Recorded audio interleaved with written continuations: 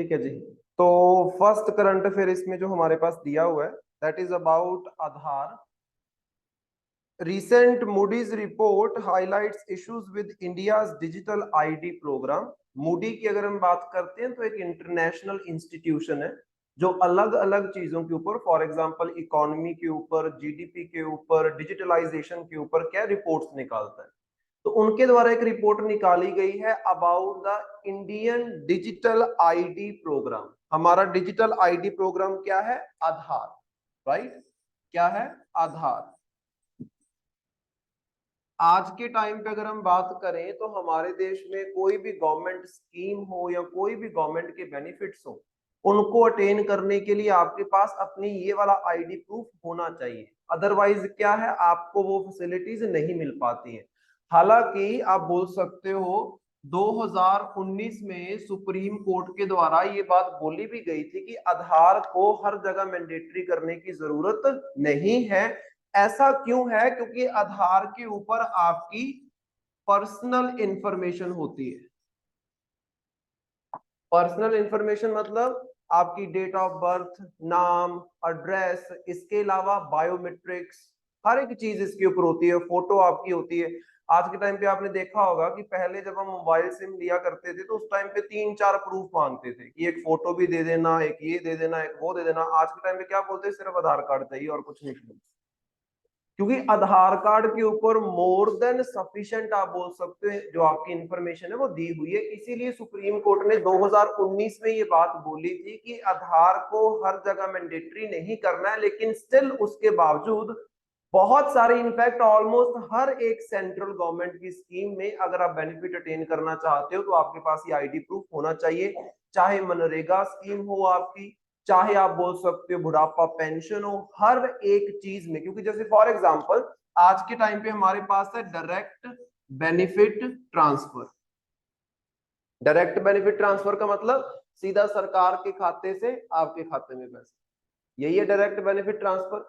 ये करवाने के लिए जो आपका बैंक अकाउंट है वो आधार के साथ लिंक्ड होना चाहिए। आप लोगों के भी बैंक अकाउंट होंगे, अगर आपका आधार के साथ लिंक्ड नहीं है बैंक अकाउंट तो आपकी ट्रांजैक्शंस वो क्या कर देते हैं? पॉज कर देते हैं। आप बोल सकते हो कि आप ट्रांजैक्शन कर ही नहीं सकते अगर आपका अकाउंट लिंक्ड नहीं है। तो इतना ज्यादा इंपॉर्टेंट है आप बोल सकते हो, राइट? इस टाइम पे ये रहता था अभी।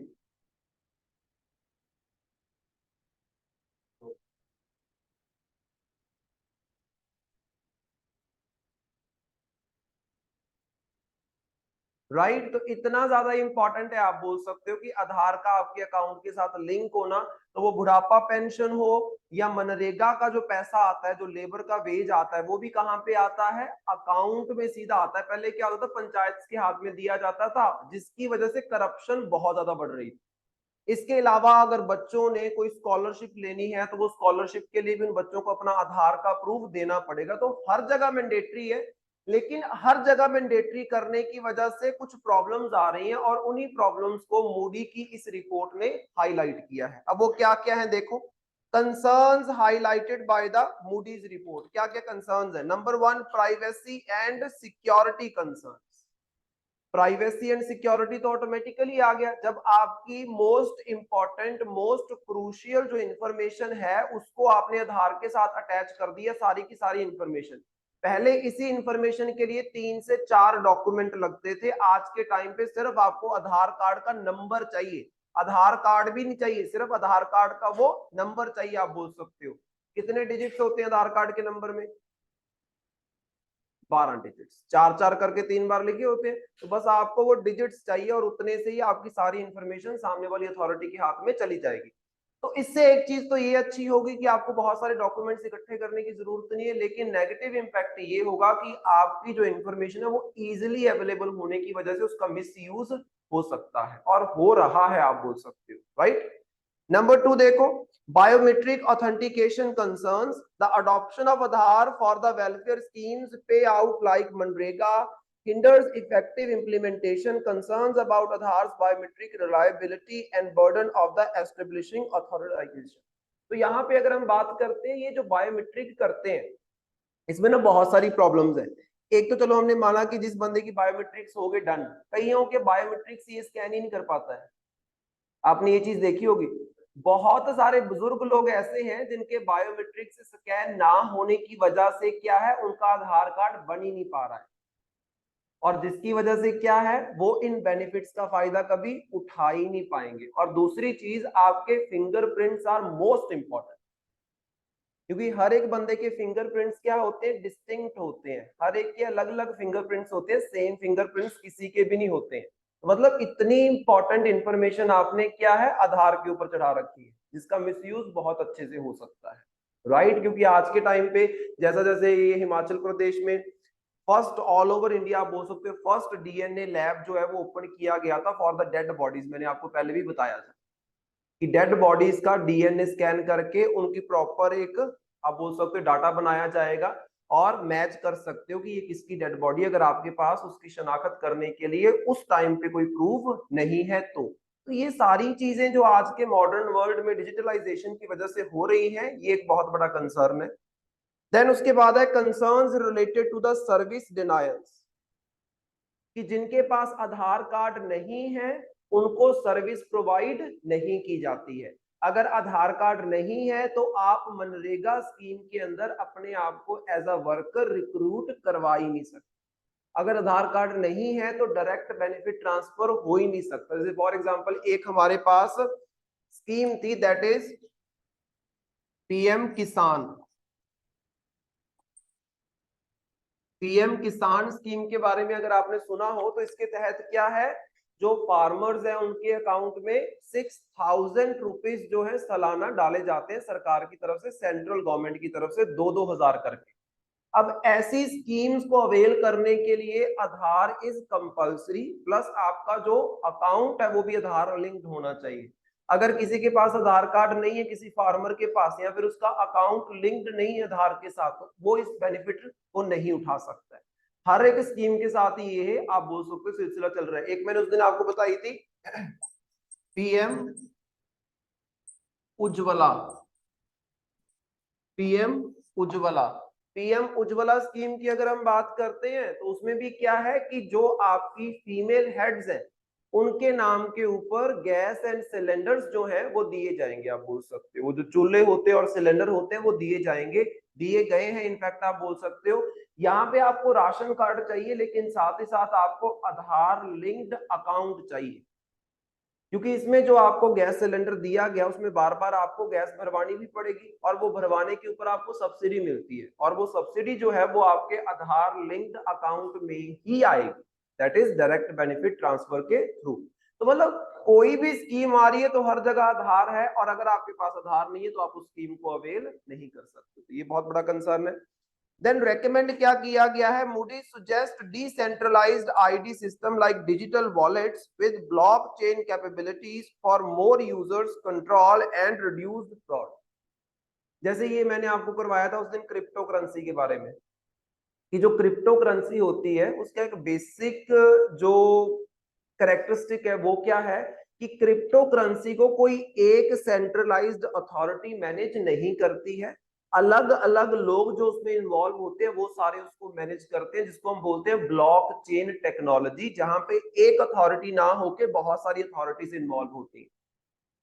तो वो चीज करने की जरूरत है। मतलब क्या है कि जनता के हाथ में होना चाहिए उनका ये आइडेंटिटी प्रूफ, इसको किस तरीके से मैनेज करना है, किसके साथ शेयर करना है, किसके साथ नहीं। आज के टाइम पे अगर हम बात करते हैं तो हमारे पास एक ये बॉडी है,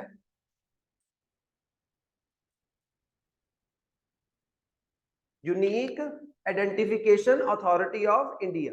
ये जो यूनिक आइडेंटिफिकेशन कोड आपको देते हैं, जो आधार वाला देते हैं, ये कौन देते हैं, यही अथॉरिटी देती है।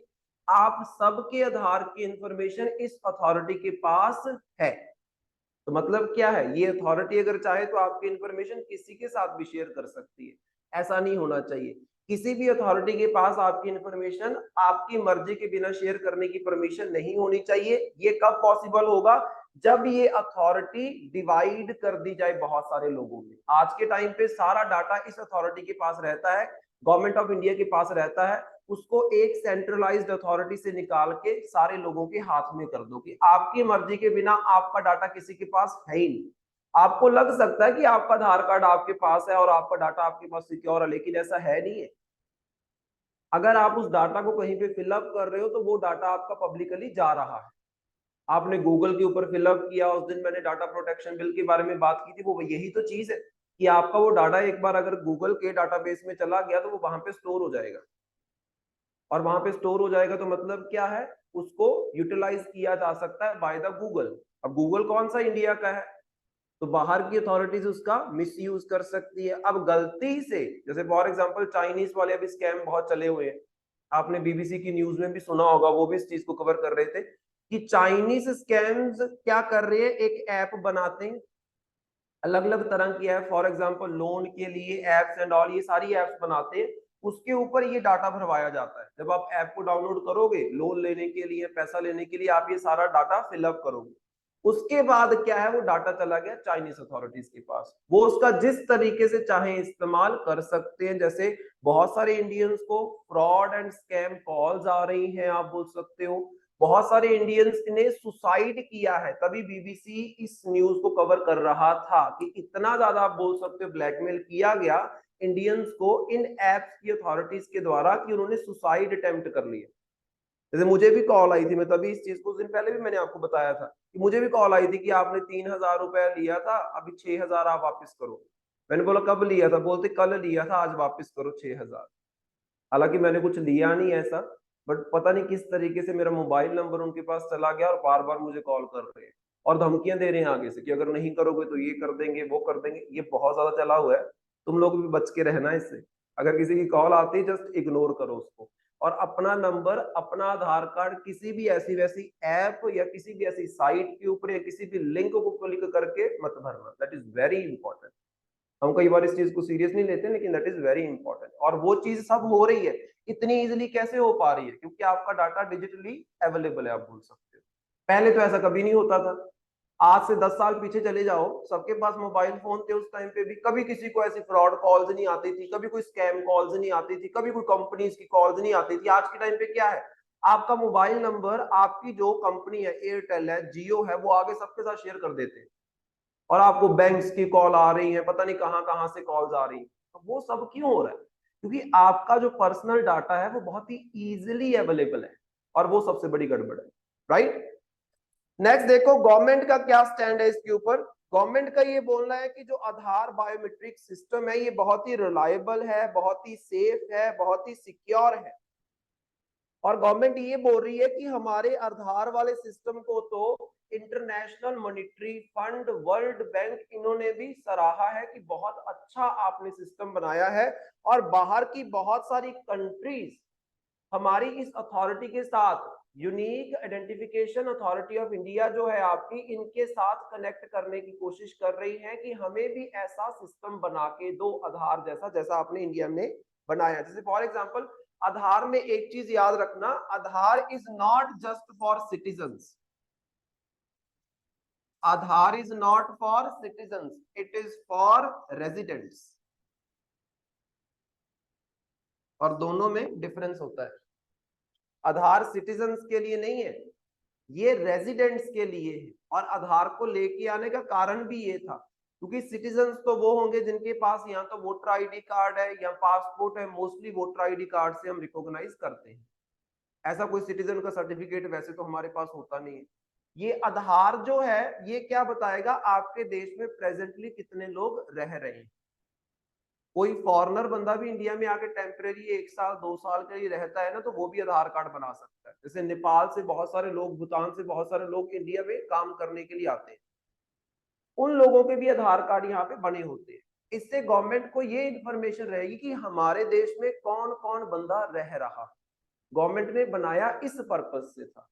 बाद में इसका इस्तेमाल किया गया स्कीम्स के लिए, क्योंकि information easily and online available हो जाती है, तो वो जो बहुत ही लंबा कॉम्प्लेक्स प्रोसीजर होता है वो खत्म हो जाता है और इजीली आप सर्विसेज प्रोवाइड कर सकते हो, राइट। मोदी गवर्नमेंट जब से आई है, इनका एक ही रहा है कि less government and more governance. Governance का मतलब अच्छी पॉलिसीज बनाना और अच्छे तरीके से क्वालिटी के साथ उन पॉलिसीज को इंप्लीमेंट करवाना। और ये आधार उसमें क्या करेगा, प्रोसेस को स्पीड अप कर देगा, आप बोल सकते हो। वो जो लेंथी प्रोसेस है वो स्पीड अप हो जाएगी, सिंपल है। नेक्स्ट देखो, systematic flaws and data breach की अगर हम बात करें, कुछ ऐसे इश्यूज आधार के बारे में जो इस रिपोर्ट में मेंशन नहीं किए गए हैं, बट वैसे वो जो इश्यूज है वो आ रहे हैं। जैसे number 1, इनएडिक्वेट facilities, limited facilities for enrolling, updating and retrieving Aadhaar details. Elderly, disabled, illiterate individuals face challenges with online grievance system. अब ये आधार वाला सिस्टम पूरा ऑनलाइन वाला है, अगर अपडेट भी करवाना है ऑनलाइन ही होता है, ये ऑफलाइन ये सिस्टम है नहीं। जब ये बनना स्टार्ट हुआ तो उस टाइम पे ये ऑफलाइन होता था, अभी ये ऑनलाइन हो जाता है सब कुछ। और जो लोग अनपढ़ है या बुजुर्ग हैं या फिर आप बोल सकते हो बच्चे हैं या डिसेबल्ड है, उनके लिए काफी मुश्किल खड़ी हो जाती है कि उनको ये सिस्टम समझ नहीं आ पा रहा, क्योंकि हमारे देश में डिजिटल लिटरेसी इतनी ज्यादा है नहीं, हमारे लोग डिजिटली इतने लिटरेट नहीं है।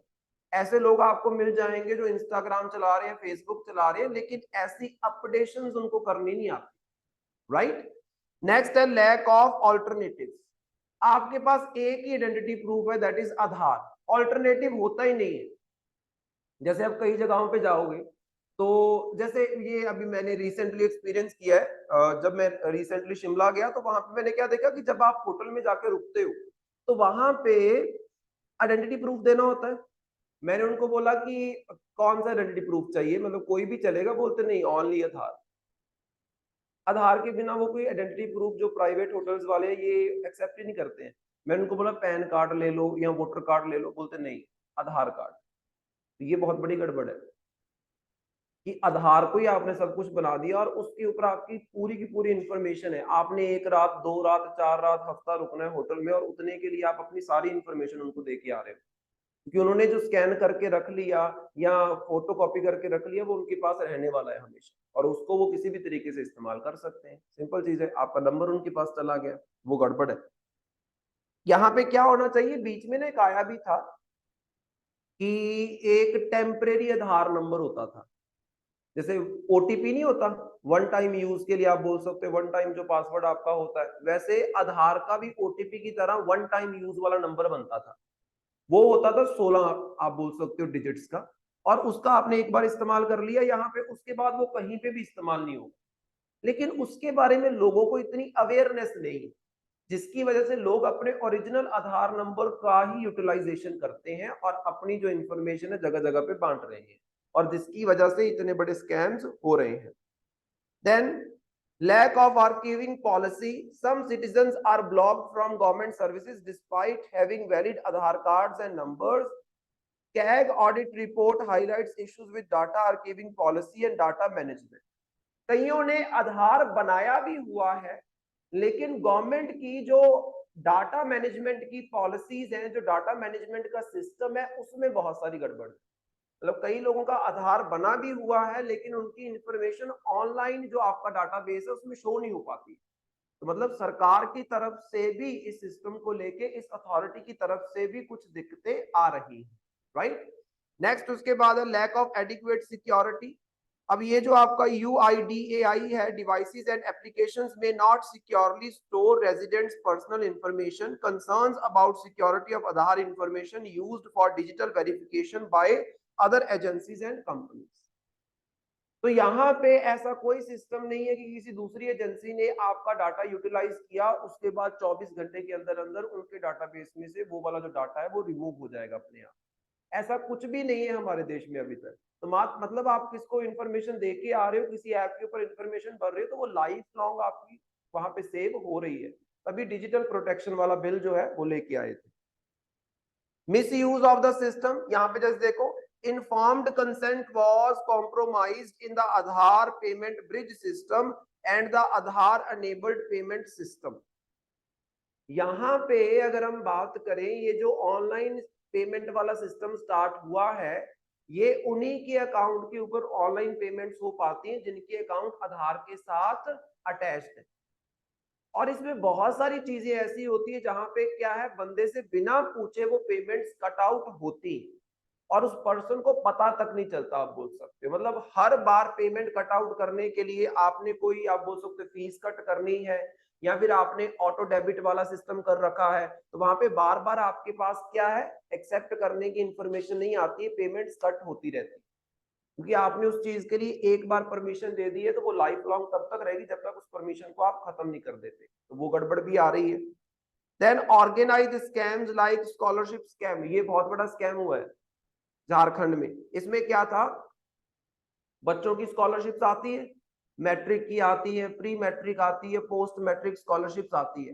तो यहाँ पे झारखंड में ये पाया गया कि बहुत सारे ऐसे आधार कार्ड बना के ऐसे अकाउंट्स ओपन किए हुए थे जो एक्चुअल में एग्जिस्ट ही नहीं करते हैं।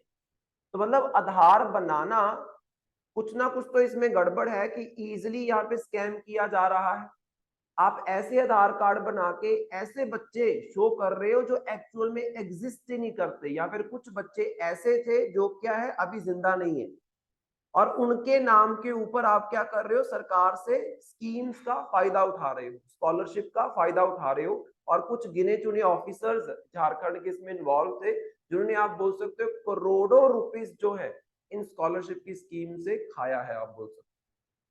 और उसके पीछे कारण क्या है, ये जो इजिली आपकी पेमेंट हो जाती है ऑनलाइन अगर आपका अकाउंट लिंक्ड है तो सरकार ज्यादा चेकआउट नहीं करती है। सरकार क्या करती है, आपने अकाउंट एक बार ओपन कर दिया ना, बाद में सरकार बार बार आपका अकाउंट चेक नहीं करेगी, बस आपकी पेमेंट ट्रांसफर होती जाएगी। जब ऑफलाइन होता था तो ऑफलाइन में क्या होता था कि पेमेंट आई, स्कूल में आई पेमेंट। अब स्कूल के प्रिंसिपल को पता है कि किस बच्चे को देनी है, किस बच्चे को नहीं देनी है। अगर कोई बच्चा उस स्कॉलरशिप के लिए एलिजिबल नहीं है तो उसको नहीं मिलेगी। कोई बच्चे की डेथ हो चुकी है तो उसकी स्कॉलरशिप वापस चली जाएगी। अब यहाँ पे क्या है कि बच्चे की डेथ होगी लेकिन उस चीज को रजिस्टर ही नहीं करवाया, और एज इट इज उसके अकाउंट में वो पेमेंट्स आ रही हैं क्योंकि सरकार को क्या पता वो बच्चा मर गया। जब आप रजिस्ट्रेशन करोगे, डेथ सर्टिफिकेट लोगे, फिर ही पता चलेगा ना उस चीज का। ये भी कुछ दिक्कतें आ रही हैं। देन उसके बाद एक्सक्लूजन ऑफ मार्जिनलाइज्ड सेक्शन। कुछ जो हमारे यहाँ पे मार्जिनलाइज सेक्शन है, जैसे फॉर एग्जांपल चाहे आपके डिसएडवांटेज हो चाहे डिसेबल्ड पर्सन हो, सब में गड़बड़ आ रही है। तो यहाँ पे जो कुछ आपकी मार्जिनलाइज्ड आप बोल सकते कम्युनिटीज हैं, जो पिछड़ी हुई कम्युनिटीज हैं, शेड्यूल कास्ट है या शेड्यूल ट्राइब खास तौर पे, तो वहां पे ये आधार की सर्विसेज अवेलेबल नहीं हो पा रही, जिसकी वजह से वो स्कीम से पीछे रह रहे हैं, आप बोल सकते हो। देन एक्सेसिव इम्पोजिशन, मतलब क्या है, आधार को हर जगह आपने मैंडेटरी बना रखा, और ये बहुत बड़ी गड़बड़ है। मैंने आपको बताया शुरू में 2019 में सुप्रीम कोर्ट ने बोला था कि आधार मैंडेटरी नहीं होना चाहिए, लेकिन स्टिल सरकार की हर एक स्कीम में आधार मैंडेटरी किया गया है। मतलब सुप्रीम कोर्ट की यहाँ पे वर्डिक्ट को भी इग्नोर किया गया है। सुप्रीम कोर्ट ने 3-4 चीजें मेंशन की थी कि जहां पे आधार की जरूरत नहीं, जैसे फॉर एग्जांपल मोबाइल सिम लेने के लिए। लेकिन आज भी अगर आप देखोगे तो मोबाइल सिम आपको आधार कार्ड के बिना मिलती नहीं है। लेकिन सुप्रीम कोर्ट ने बोला है कि वहां पे मैंडेटरी नहीं होना चाहिए, लेकिन वो देते नहीं है सिम। राइट, तो मतलब गड़बड़ तो यहाँ पे चल रही है। देन आर्बिट्रेरी एक्सक्लूजन हो रहे हैं, गवर्नमेंट विड्रॉज और सस्पेंड बेनिफिट्स विदाउट वार्निंग और informing the recipient of Aadhaar linkage issues.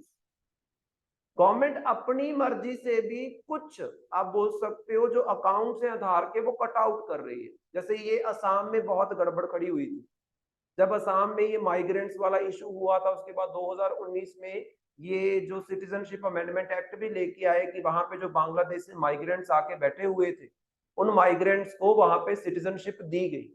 और कुछ माइग्रेंट्स को क्या किया गया, क्योंकि यहाँ पे भी डेट थी आपके पास कि 2004 दिसंबर से पहले अगर कोई बंदा आया है तो उसको सिटीजनशिप मिलेगी, उसके बाद वालों को नहीं मिलेगी। तो जिनके आधार कार्ड बने हुए थे वो बेनिफिट्स ले रहे थे, आप बोल सकते हो उनके बेनिफिट्स भी कैंसल आउट किए गए हैं। मतलब सरकार के हाथ में है सब कुछ, आपका अकाउंट भी, आपकी सारी इंफॉर्मेशन भी, वो जब चाहे जिस तरीके से चाहे उस तरीके से इसको यूटिलाइज कर सकती है। मतलब ये चीज गलत है, क्योंकि डेमोक्रेटिक कंट्री में आपकी इंफॉर्मेशन पूरी की पूरी सरकार के कंट्रोल में हो, ये गलत है। सरकार आपकी इंफॉर्मेशन कंट्रोल नहीं कर सकती, क्योंकि आपके पास आर्टिकल 21 में राइट टू प्राइवेसी है, करवाया था ना, राइट टू प्राइवेसी, आर्टिकल 21। 2017 में ये वाला जो आपका अधिकार है ये सुप्रीम कोर्ट के द्वारा अनाउंस किया गया कि आर्टिकल 21 में राइट टू प्राइवेसी भी आता है। लेकिन राइट टू प्राइवेसी की सरकार आए दिन धज्जियां उड़ाती है। इस चीज को याद रखो, हमारा डाटा प्राइवेट है ही नहीं। आप कोई भी ऐप ओपन करोगे, आप सरकार की ऐप ओपन कर लो, आपको अपनी पर्सनल इंफॉर्मेशन डालनी ही पड़ती है। विदाउट पर्सनल इंफॉर्मेशन, जो आधार की इंफॉर्मेशन है उसके बिना सरकार की कोई ऐप चलती नहीं है, और ये बहुत बड़ी गड़बड़ है, राइट। देन स्टेप्स क्या क्या लिए गए हैं गवर्नमेंट के द्वारा वो देखो।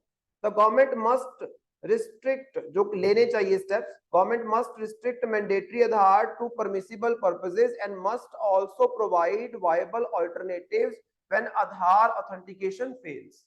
तो सरकार को हर जगह आधार को मैंडेटरी करने की जरूरत नहीं है, सरकार को एक ऑल्टरनेटिव रूट भी देना चाहिए कि अगर आधार नहीं है तो इस वाले डॉक्यूमेंट का आप इस्तेमाल कर सकते हो। और प्रेजेंटली वो चीज है ही नहीं, सरकार तो आधार लेके ऊपर स्टार मार्क कर देती है, ये मैंडेटरी डॉक्यूमेंट आपको लगाना ही पड़ेगा, कोई ऑल्टरनेटिव नहीं है।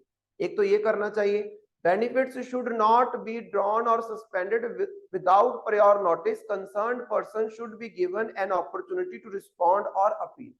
अब जिन लोगों के पास आधार नहीं था, जैसे फॉर एग्जांपल कुछ लोग थे जो मनरेगा स्कीम में काम कर रहे थे, अब मनरेगा स्कीम तो बहुत टाइम पहले की चल रही है, 2005 से चल रही है ये तो। आधार कब आया? खास तौर पे 2011 में।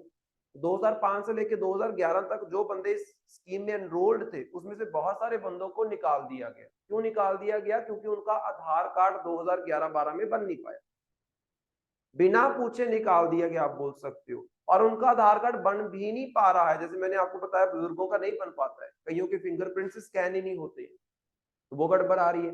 कई ऐसे बंदे जहाँ पे आधार कार्ड बनाने की फैसिलिटी पहुंची नहीं है और उनको बहुत दूर जाके शहर में आधार कार्ड बनवाना पड़ रहा है, तो वो भी गड़बड़ है। मतलब इस चीज के ऊपर ध्यान देना चाहिए। देन जो ये आपकी अथॉरिटी है, must ensure an easier enrolment, updation and retrieval of lost card processes to all for free at block level or below in well supervised public facility। तो उड़ाई जो है आपकी, इस अथॉरिटी को क्या करना चाहिए? इस अथॉरिटी को जो ये अपडेशन का प्रोसेस है, नया आधार कार्ड बनाने का प्रोसेस है, इस प्रोसेस को थोड़ा सा इजी आउट करने की जरूरत है और लोकली इसको अवेलेबल करवाने की जरूरत है और ऑथेंटिक सरकारी दफ्तरों में अवेलेबल करवाने की जरूरत है।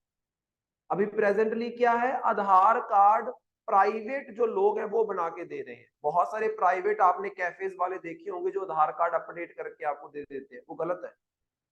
दैट इज नॉट ट्रू, आप बोल, दैट इज नॉट करेक्ट आप बोल सकते हैं। क्यों? क्योंकि वो चीज आपकी इंफॉर्मेशन उस प्राइवेट के कंप्यूटर में क्या कर रही, सेव हो रही है।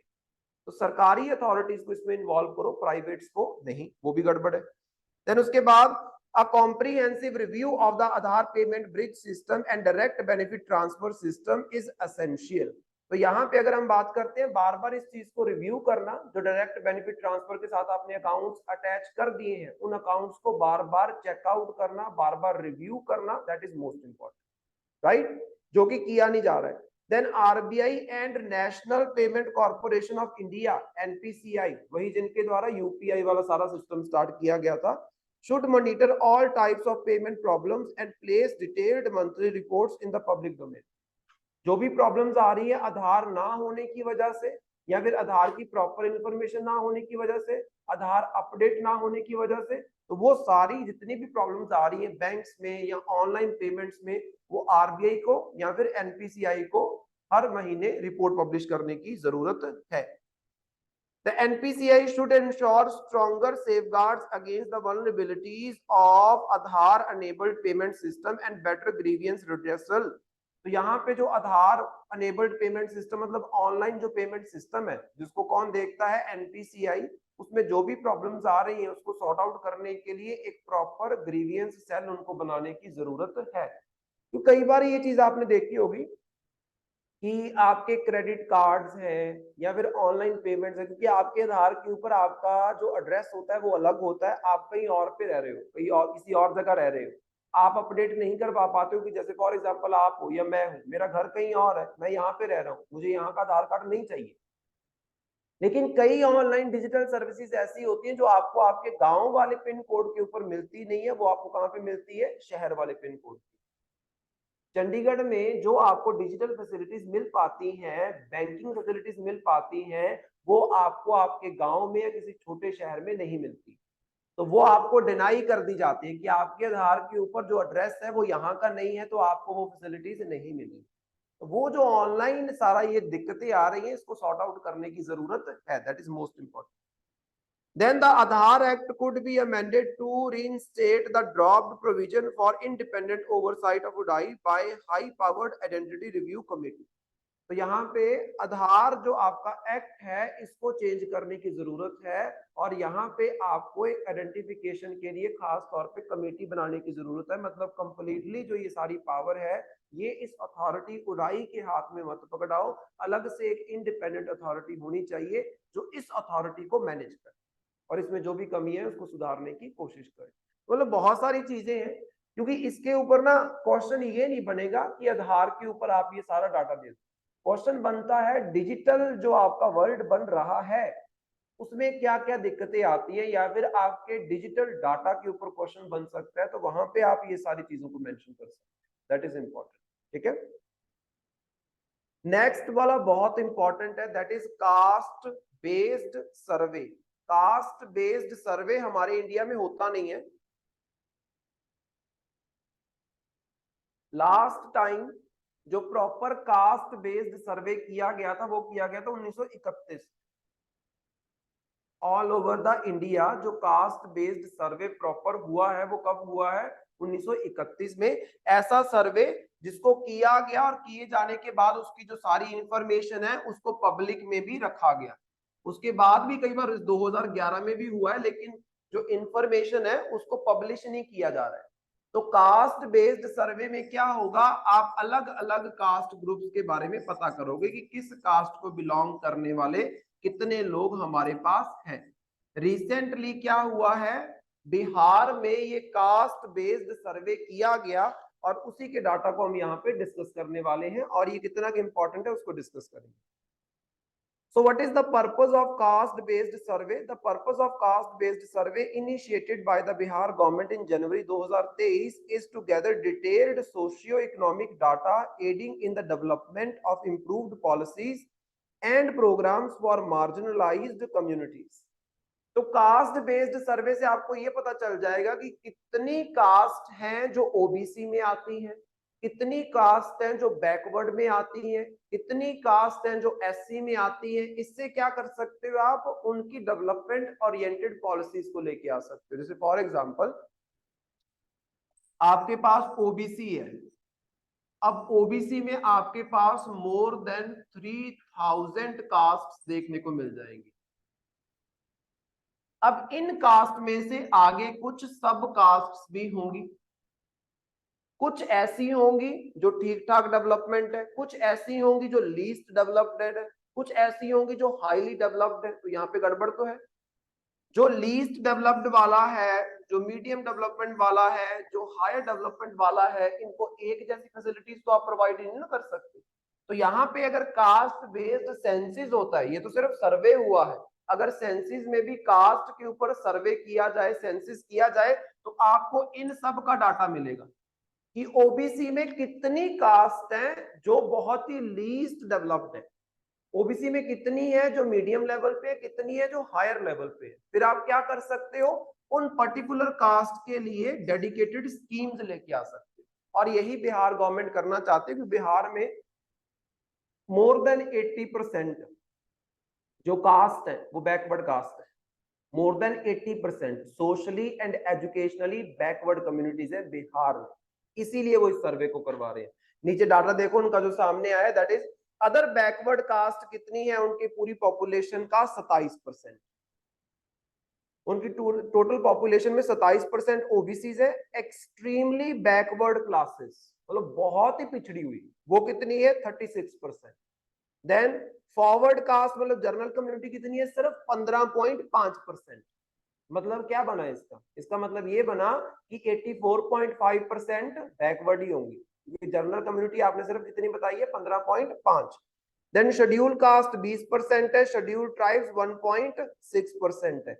अगर हम रिलीजियस कैटेगरीज के अकॉर्डिंग देखें तो सबसे ज्यादा आपको हिंदूज देखने को मिलेंगे कहां पे, बिहार में, दैट इज 82%, और 17% आपको मुस्लिम देखने को मिलेंगे। इसके अलावा बुद्धिस्ट, क्रिश्चियन, सिख, जैन, बाकी सारी कम्युनिटीज भी आपको वहां पे मिलेंगी, लेकिन मेजर है आपके हिंदू एंड दूसरे नंबर पे मुस्लिम, राइट।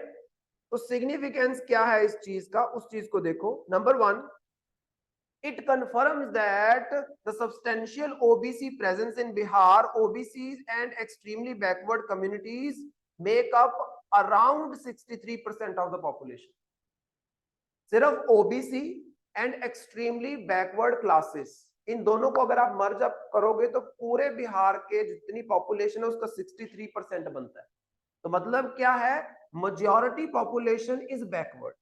बैकवर्ड किस सिनेरियो में, एजुकेशनली बैकवर्ड है एंड सोशली बैकवर्ड, दो ही सिनेरियो रहते हैं यहाँ पे। इकोनॉमिक बैकवर्डनेस नहीं, इस चीज को आपने याद रखना है, सिर्फ सोशल लेवल पे बैकवर्ड जो है और एजुकेशनल लेवल पे बैकवर्ड है। तो ये तो 63% ये बताए हैं सिर्फ, अभी एससीज एंड एसटीज तो बाकी हैं, वो भी तो बैकवर्ड कम्युनिटीज है। Then highlights diverse caste landscape, updates data on caste metrics, last mentioned caste data from 1931। 1931 में लास्ट जो कास्ट डाटा था बिहार के बारे में, उसके बाद अब अपडेट आई है, आप बोल सकते हो। इससे क्या है, देखो 1931 और आज का बिहार बहुत ज्यादा डिफरेंस होगा। 1931 का इंडिया और आज का इंडिया बहुत ज्यादा डिफरेंस होगा। बहुत सारी कास्ट जो उस टाइम पे बैकवर्ड थी हो सकता है आज के टाइम पे ना हो, और बहुत सारी कास्ट जो उस टाइम पे बैकवर्ड नहीं थी हो सकता है आज के टाइम पे हो। तो वो डाटा आपके पास होना चाहिए अगर आप इनको कुछ बेनिफिट्स प्रोवाइड करना चाहते हो तो। देन पॉलिटिकल इंप्लीकेशंस क्या आ जाते हैं, पॉलिटिकल इंप्लीकेशन अब ऑटोमेटिकली है, पॉलिटिकल पार्टीज को पता चलेगा कि हमारे समाज में कौन सा सेक्शन ज्यादा बैकवर्ड, और वो अकॉर्डिंगली आप बोल सकते हो अपने टारगेट्स रख सकते हैं कि हमने किस सेक्शन को टारगेट करना है, किस सेक्शन के लिए पॉलिसीज लेके आनी है। सिंपल है। बैकवर्ड क्लास मोबिलाइजेशन मतलब क्या है, उनको बैकवर्डनेस से निकाल के आप बोल सकते हो अपलिफ्टमेंट करोगे उनकी। अगर आपको पता है कि ये लोग सोशली बैकवर्ड हैं, ये लोग एजुकेशनली बैकवर्ड हैं, तो ऑटोमेटिकली आप उनके ऊपर फोकस थोड़ा ज्यादा करोगे, स्कीम्स के बेनिफिट उनको थोड़े ज्यादा मिलेंगे, रिजर्वेशन आप थोड़ी ज्यादा दे सकते हो, right. Then demand for reservation, वही बात आ गई। प्रेजेंटली अगर हम बात करें, ये ओबीसी वाला जो सिनेरियो है, क्योंकि एससी एसटी को भूल जाओ, एससी एसटी उतने नहीं है हमारे देश में जितने ओबीसी हैं, अदर बैकवर्ड क्लासेस है। क्योंकि अदर बैकवर्ड क्लासेस में मोर देन 3000 कम्युनिटीज आती हैं, 3400 के अराउंड आप बोल सकते हो टोटल इसमें कास्ट कवर हो जाती है ओबीसी वाले में। ओबीसी वाला सिस्टम कब स्टार्ट हुआ था, 1979 में, जब बनाया गया था आपका मंडल कमीशन। जब बनाया गया था मंडल कमीशन, जिसने अपनी रिपोर्ट दी 1980 में, और ये बताया, ये जो मैं आपको बता रहा हूँ 3000 से ज्यादा जो आपकी कास्ट है वो क्या है, बैकवर्ड है। अदर देन एससी एसटी 3000 से ज्यादा और भी कास्ट है हमारे पास जो बैकवर्ड है, जिनको रिकॉग्नाइज नहीं किया जाता है, ना तो एससी में ना एसटी में। तो 1980 में रिपोर्ट आई, लेटर ऑन 1990 में जाके जब आपके वीपी सिंह की गवर्नमेंट चल रही थी, उनके द्वारा 27% रिजर्वेशन जो है वो अनाउंस की गई। और इसके बाद 1992 में इंदिरा साहनी केस आता है सुप्रीम कोर्ट का, जिसमें सुप्रीम कोर्ट बोल देती है कि जितनी टोटल सीट्स होंगी उसका मैक्सिमम 50% सीट्स ही आप रिजर्व कर सकते हो। और उस 50% में से 27% सीट्स आप किसके लिए रिजर्व करोगे, अदर बैकवर्ड क्लासेस के लिए। प्रेजेंटली यही सिनेरियो है ना, अगर आपके पास ये 100% सीट्स है, इसमें से मैक्सिमम 50% सीट्स रिजर्व हो सकती थी, जिसमें से 27% किसके लिए रहेंगी, ओबीसी के लिए। पीछे आपके पास कितनी बच गई,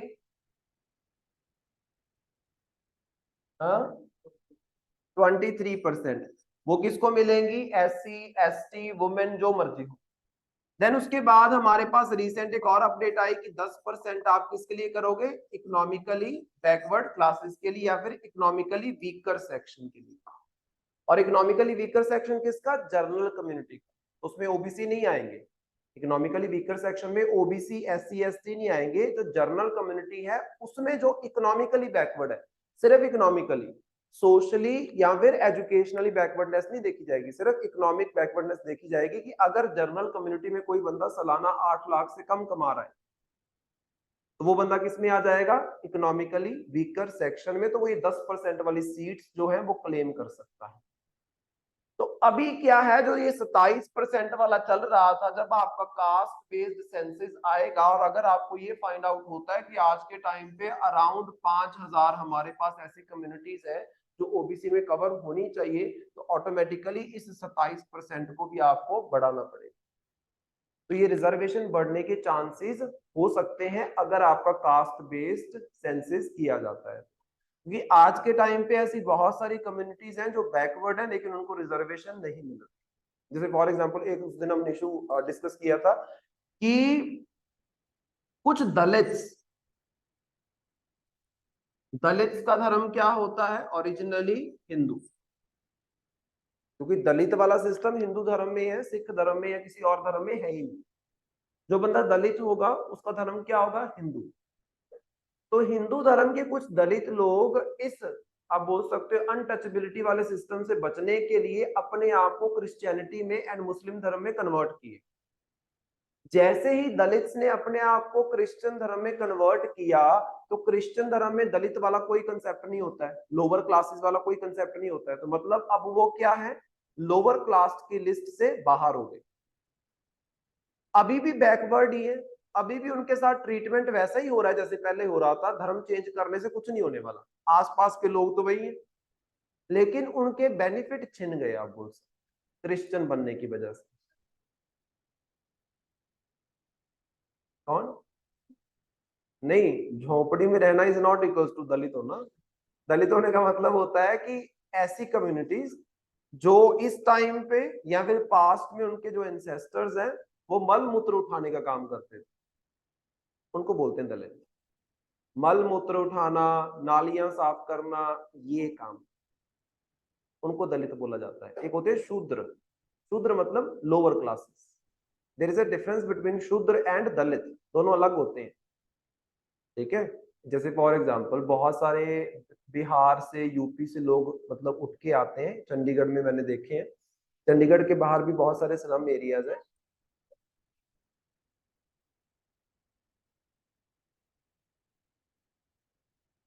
नालियां नहीं साफ करते हो जो गवर्नमेंट से पैसे मिलते हैं, गली साफ करते हैं, नाली नहीं साफ करते। नाली साफ करना अलाउड ही नहीं है, मैनुअल स्क्वेंजिंग जो है वो अलाउड नहीं है हमारे देश में। जो आप देखोगे ना गांव वगैरह में होते हैं, जैसे फॉर एग्जांपल उनसे कभी भी पूछना, वो अपने आप को बताएंगे कि हमारी जो कास्ट है या जो है वो है जमादार, तो वो दलित होते हैं। दलित वाला जो कंसेप्ट है ये हिंदुइज्म का है ऑफिशियली। अगर आप दलित हो प्लस आप हिंदू हो तो आपको सरकार के द्वारा बेनिफिट्स दिए जाएंगे। आप अभी भी दलित हो बट आपने अपना धर्म कन्वर्ट कर लिया, आप क्रिश्चियन हो गए, क्रिश्चियन धर्म में दलित वाला कंसेप्ट ही नहीं है, तो आपके वो बेनिफिट्स छिन जाते हैं। ये चक्कर पड़ रहा है और ये बहुत इंपॉर्टेंट है। जैसे फॉर एग्जांपल एससी है, एससी वाला कंसेप्ट जब हमारा देश आजाद हुआ है, सिर्फ हिंदू धर्म के लोगों को एससी में रखा जा सकता था, सिख धर्म के बंदे एससी में आ ही नहीं सकते, चाहे सोशली बैकवर्ड है, आ ही नहीं सकते थे। देन बुद्धिस्ट, जैन, मुस्लिम, ये कुछ भी एससी में नहीं आ सकते थे। लेटर ऑन जाके देखा गया कि बहुत सारे सिख लोग भी ऐसे हैं जो सोशली एंड एजुकेशनली बैकवर्ड है, तो सिखिज्म में आप बोल सकते हो एससी वाला कंसेप्ट ऐड किया सरकार ने। लेटर ऑन जाके रिसेंट 90s में देखा गया कि बुद्धिज्म में भी ऐसे बहुत सारे लोग हैं जो सोशली एंड एजुकेशनली बैकवर्ड है, तो एससी वाला कंसेप्ट बुद्धिज्म में भी इंट्रोड्यूस किया गया। प्रेजेंटली पारसीज एससी नहीं हो सकते, एक पारसी बंदा एससी नहीं हो सकता, एक जैन बंदा एससी नहीं हो सकता, एक मुस्लिम बंदा एससी नहीं हो सकता, एक क्रिश्चियन बंदा एससी नहीं हो सकता। हमारे देश में सिनेरियो ये है और ये बहुत बड़ी गड़बड़ है। जैन जैन जो है वो हिंदू कैसे होगा?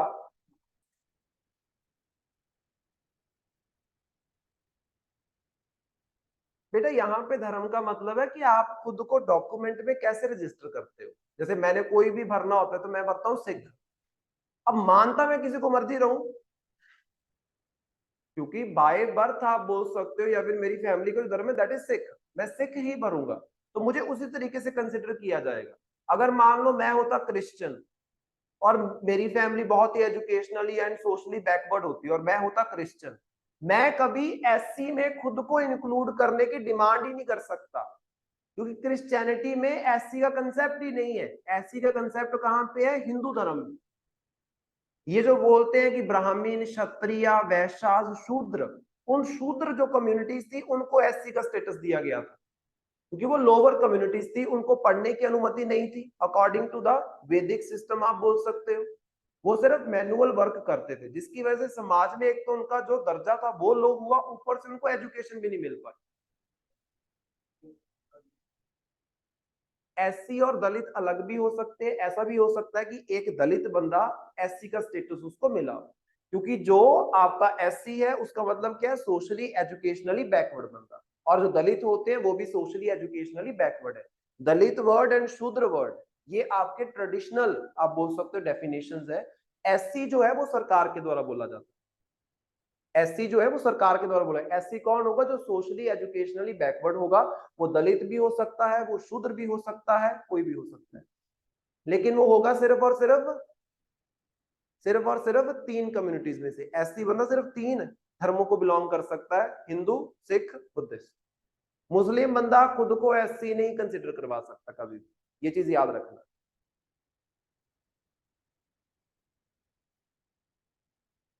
कुछ दलित कास्ट ऐसी हैं जिनको एससी में ऐड किया गया था at the time of independence, जब हमारा संविधान लागू हुआ। कुछ दलित कास्ट ऐसी भी हैं जिनको एससी में कंसीडर नहीं किया गया, उनको लेटर ऑन 1990 में जाके ओबीसी कैटेगरी में रखा गया। तो ये डिपेंड करता है, क्योंकि आप ये नहीं बोल सकते कि सारे दलित एक होते हैं। दलित में भी आपको अलग अलग तरह की कास्ट मिलेंगी। दलित में से कुछ कास्ट को एससी कैटेगरी में रखा गया है जो पहले से एडेड थी, और कुछ जो बची हुई थी उनको बाद में ओबीसी में रखा। ओबीसी में कौन आया? वो सोशली एजुकेशनली बैकवर्ड कास्ट जिनको आपने एससी का दर्जा नहीं दी, तो उन सबको एक साथ हमने बोल दिया अदर बैकवर्ड क्लासेस। तो मतलब इससे पहले भी तो बैकवर्ड क्लासेस थी, वो कौन सी? SC, right? तो इस चीज को आप याद रखो।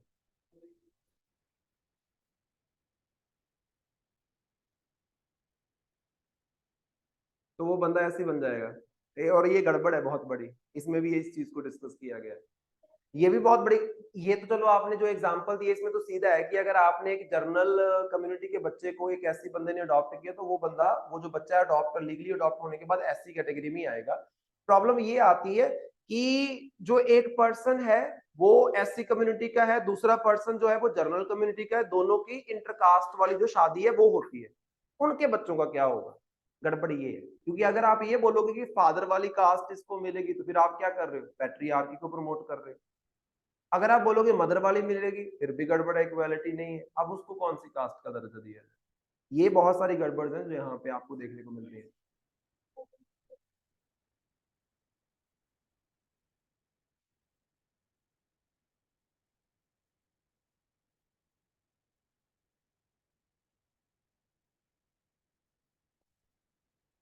वो इस बेस पे दिया कि जब हमारे 2011 के सेंसस को हम देखते हैं, 2011 के सेंसस को देखते हैं, उसमें जो जनरल कम्युनिटीज को फाइंड आउट किया गया, उनकी इनकम पूछते हैं। जब ये जो आपके मर्दमशुमारी वाले आते हैं, जो ये सेंसस वाले आते हैं, वो आपसे हर एक चीज पूछते हैं कि आपके घर में कितने पशु हैं, आपके घर में आपने कौन कौन से पालतू जानवर रखे हुए हैं, आपके पास कितनी जमीन है, एक दिन की कितनी कमाई है, एक महीने की कितनी, सब पूछते हैं। तो उसमें ये पाया गया कि जो आपकी जर्नल कम्युनिटी है उसमें आप बोल सकते हो अराउंड 20 to 30% लोग ऐसे हैं जो जर्नल में आते हैं, बट स्टिल वो इकोनॉमिकली बैकवर्ड होने की वजह से social backwardness and educational backwardness का शिकार हो रहे हैं। ये सिंपल सी बात है, अगर आप जर्नल हो, आपके पास पैसा है तो आप पढ़ पाओगे, अगर पैसा नहीं है तो जर्नल होने से कहीं पे एडमिशन थोड़ी ना मिलती है। तो मतलब पैसा इज मोस्ट इंपॉर्टेंट। एससी हमने बोला, आप बोल सकते हो ट्रेडिशनल बेसिस के ऊपर, कि शुरू से इन कम्युनिटीज को समाज ने नकारा है।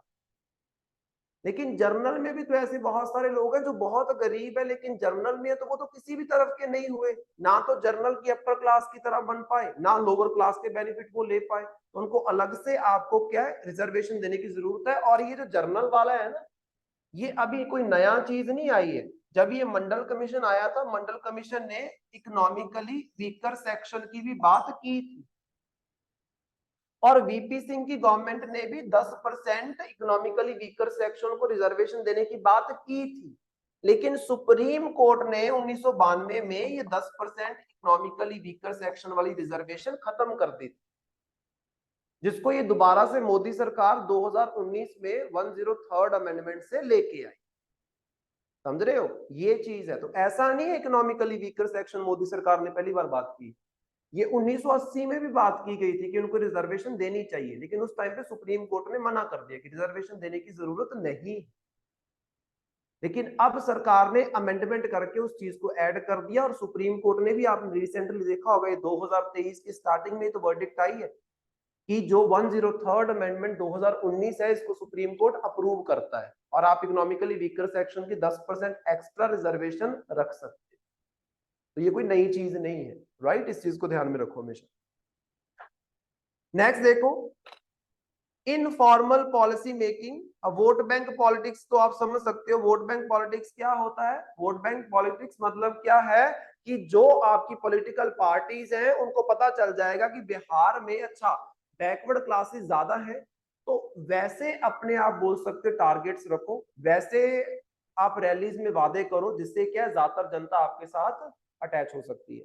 देन इन्फॉर्म्ड पॉलिसी मेकिंग, जब आप पॉलिसीज बनाओगे तो आपको पता है कि आपकी स्टेट में किस कास्ट के लोग ज्यादा हैं, किस धर्म के लोग ज्यादा हैं, तो अकॉर्डिंगली आप अपनी पॉलिसीज को बना पाओगे। एक आपको पता ही नहीं है कि आपकी स्टेट में किस कास्ट के लोग हैं, ओबीसी कितने हैं, एससी कितने हैं, एसटी कितने। जैसे फॉर एग्जांपल सबसे ज्यादा एसटी जो पॉपुलेशन है वो आपको मध्य प्रदेश में देखने को मिलेगी,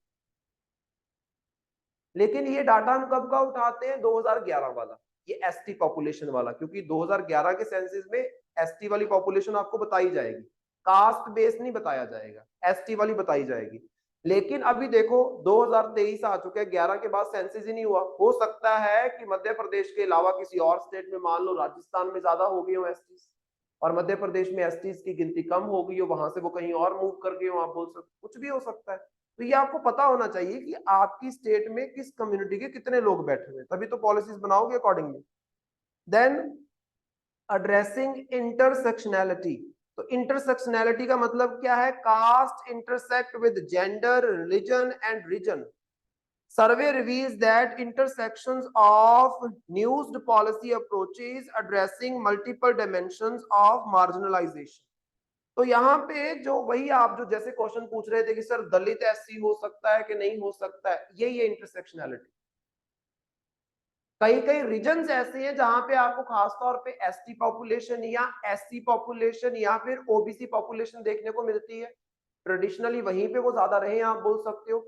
कई कई रीजन्स ऐसे हैं जहां पे आपको क्रिश्चियन पॉपुलेशन ज्यादा देखने को मिलती है। जैसे फॉर एग्जाम्पल आपके जो ये नॉर्थ ईस्टर्न स्टेट्स की हम बात करते हैं, वहां पे क्रिश्चियन पॉपुलेशन बहुत ज्यादा है, तो नॉर्थ ईस्टर्न स्टेट में एसटीज तो हो सकते हैं, एससीज नहीं हो सकते।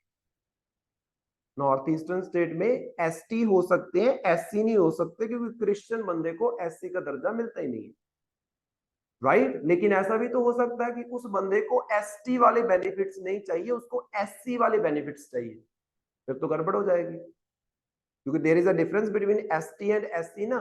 एससी का मतलब क्या है, socially educationally backward classes. ST का मतलब क्या है, शेड्यूल्ड ट्राइब्स, पिछड़ी हुई ट्राइब्स, राइट? तो इस चीज को आपने ध्यान में रखना है। Then who are extremely backward classes, ये जो इन्होंने बात की है कि बिहार में टोटल पॉपुलेशन का 36%, सबसे ज्यादा डाटा किसका दिया है इन्होंने, एक्सट्रीमली बैकवर्ड क्लासेस का। ओबीसी से अलग से इन्होंने बताया कि एक्सट्रीमली बैकवर्ड क्लासेस भी आपके पास है, तो वो क्या चीज है। The extremely backward classes are a group of 130 odd castes that occupy the lower rungs of OBC spectrum and are dominated by Yadavs and Kurmis. Among the extremely backward classes are Mallas, Nai, Nonia, Dhanuk, Kahar, etc. तो वो बोल रहे हैं कि OBC के अंदर कुछ ऐसी कास्ट है जो बहुत ज्यादा बैकवर्ड है, कुछ ऐसी कास्ट है जो ठीक ठाक लेवल पे बैकवर्डनेस पे है। तो वो जो ओबीसी के अंदर बहुत ज्यादा बैकवर्ड वाले हैं तो उसको ज्यादा बेनिफिट्स देने की जरूरत है। आप ये नहीं ना बोलते, जैसे फॉर एग्जांपल ओबीसी में आपके पास मान लो टोटल 3000 कास्ट है, 3000 में से मान लो 1000 कास्ट ऐसी हैं जो ठीक ठाक बैकवर्ड है, बहुत ज्यादा बैकवर्ड नहीं है, और 2000 कास्ट ऐसी हैं जो बहुत ज्यादा बैकवर्ड है। जब 27% दिया जाएगा रिजर्वेशन, वो तो 3000 को देना है ना। अब 3000 में से ये जो 1000 कास्ट है जो बहुत ज्यादा बैकवर्ड नहीं है, तो ऑटोमेटिकली एजुकेशन में भी ये आगे रहेंगे, जॉब्स में भी ये आगे रहेंगे, और ये 27 की 27% रिजर्वेशन एक तरीके से यही 1000 कास्ट ले जाएंगे। क्योंकि जब ओबीसी के लोग भी आपस में कंपीट करेंगे, ओबीसी के लोग भी 27% के लिए आपस में कंपीट करेंगे या नहीं करेंगे? मुझे एक बात बताओ, जब ये बहुत ज्यादा बैकवर्ड है तो क्या इनके एजुकेशन का सिस्टम अच्छा रहा होगा? नहीं। ये कम बैकवर्ड है तो कंपैरेटिवली इनकी एजुकेशन अटेनमेंट ज्यादा अच्छी रही होगी। तो ये 27% जो रिजर्वेशन है ये कौन ले जाएगा? ओबीसी में जिसके नंबर ज्यादा है। तो इनके नंबर ज्यादा नहीं आ पाएंगे, किसके आएंगे? इनके। तो मतलब 27% जो ओबीसी की रिजर्वेशन आपने दी है उसमें क्या है, कुछ गिनी चुनी कास्ट है जो उस रिजर्वेशन का फायदा उठाती है। जो ओबीसी में बहुत ज्यादा बैकवर्ड है वो कंपीट ही नहीं कर पाते हैं अपने इनके साथ, जिसकी वजह से इनको रिजर्वेशन होते हुए भी फायदा नहीं मिलता है। तो यहाँ पे क्या किया जाएगा, इस 27% को फर्दर बांट, कि 27% में से 10% इनको मिलनी है, इन कास्ट को जो बहुत एक्सट्रीम बैकवर्डनेस में नहीं है, बाकी 17% इनको मिलनी है जो एक्सट्रीम बैकवर्डनेस में। तो फिर इस 17% सीट्स को सिर्फ यही क्लेम कर पाएंगे, ये उसमें नहीं आ पाएंगे। ये चीज करने की जरूरत है जो मोस्ट इंपॉर्टेंट है, आप बोल सकते हो। ठीक है, मतलब कास्ट के विद इन आप बोल सकते हो सब कास्ट डिक्लेयर करना, जो प्रेजेंटली इंडिया का सिनेरियो नहीं है। राइट, नेक्स्ट देखो।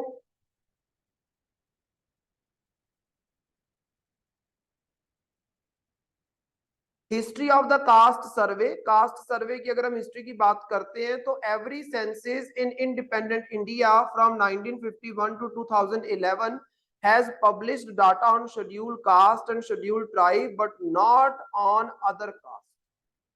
1951 में मतलब आजादी के बाद जो पहला सेंसस हुआ है, तो आजादी से लेके 2011 जो लास्ट सेंसस हुआ है, जितने भी हमने सेंसस किए हैं 10-10 साल के गैप के ऊपर, हर एक में schedule caste and schedule tribe का जो डाटा है वो मेंशन किया जाता है, बट शेड्यूल कास्ट के अलावा बाकी कास्ट का डाटा इसमें नहीं है, जो करवाने की जरूरत है। Number 2, before that every census until 1931 had data on caste, however 1941 caste based data was collected but not published। 1931 से पहले वाला, जैसे फॉर एग्जांपल मैंने आपको बताया था कि पहला जो सेंसस है वो कब हुआ था? पहला सेंसस, पहला सेंसस इंडिया का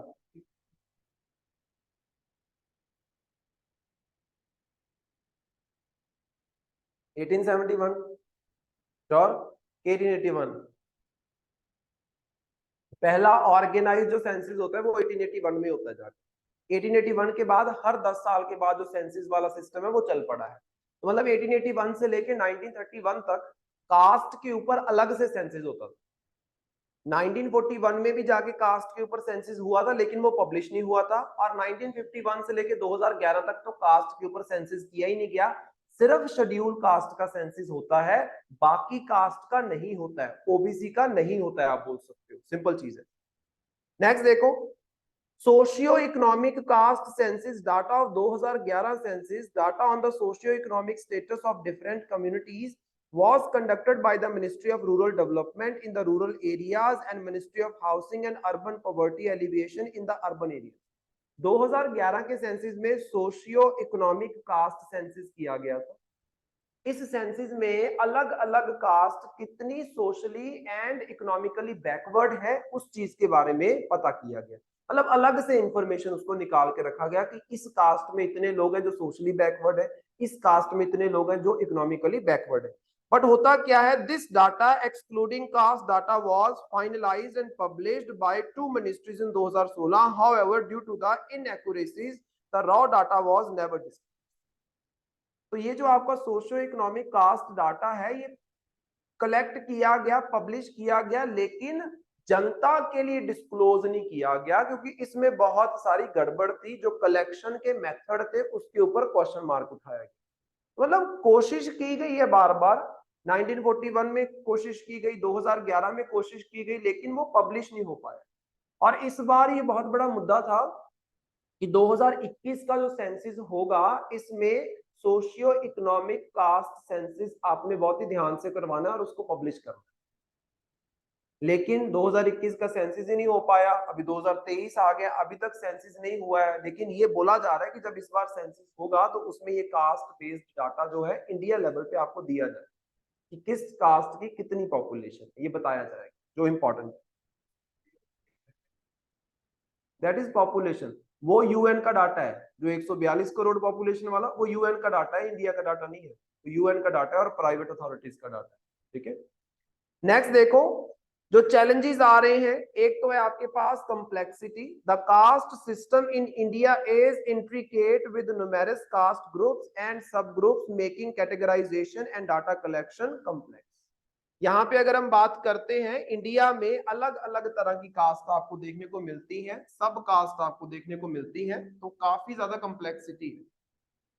अगर आप इस चीज को ध्यान से देखोगे, जो हम ये डिवीजन वाली बात करते हैं, रिजर्वेशन वाली, तो रिजर्वेशन में क्या होता है, प्रेजेंट सिनेरियो हमारे पास यही हमने डिस्कस किया कि टोटल आपके पास 100% सीट्स है।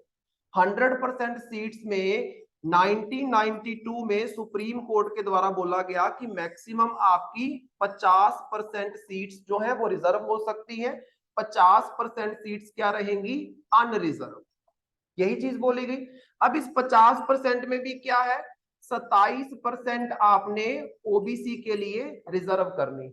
अब ओबीसी के लिए रिजर्व करनी है, ओबीसी के अंदर कोई ए कास्ट हो सकती है, बी हो सकती है, सी हो सकती है, डी हो सकती है।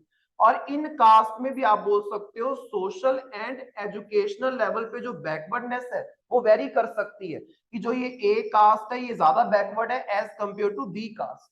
तो आपने 27% ओबीसी को दे दिया, आगे उसको सब डिवाइड नहीं किया है। जब सब डिवीजन के ऊपर जाओगे तो बहुत ज्यादा प्रोसेस जो है वो कॉम्प्लेक्स हो सकता है। और ऊपर से आपके पास डाटा ही नहीं है कि कितनी कास्ट है, कि इस ए कास्ट के कितने लोग हैं, बी कास्ट के कितने लोग हैं, क्योंकि आपने सेंसिस कंडक्ट ही नहीं किया है, तो गड़बड़ और ज्यादा हो जाएगी।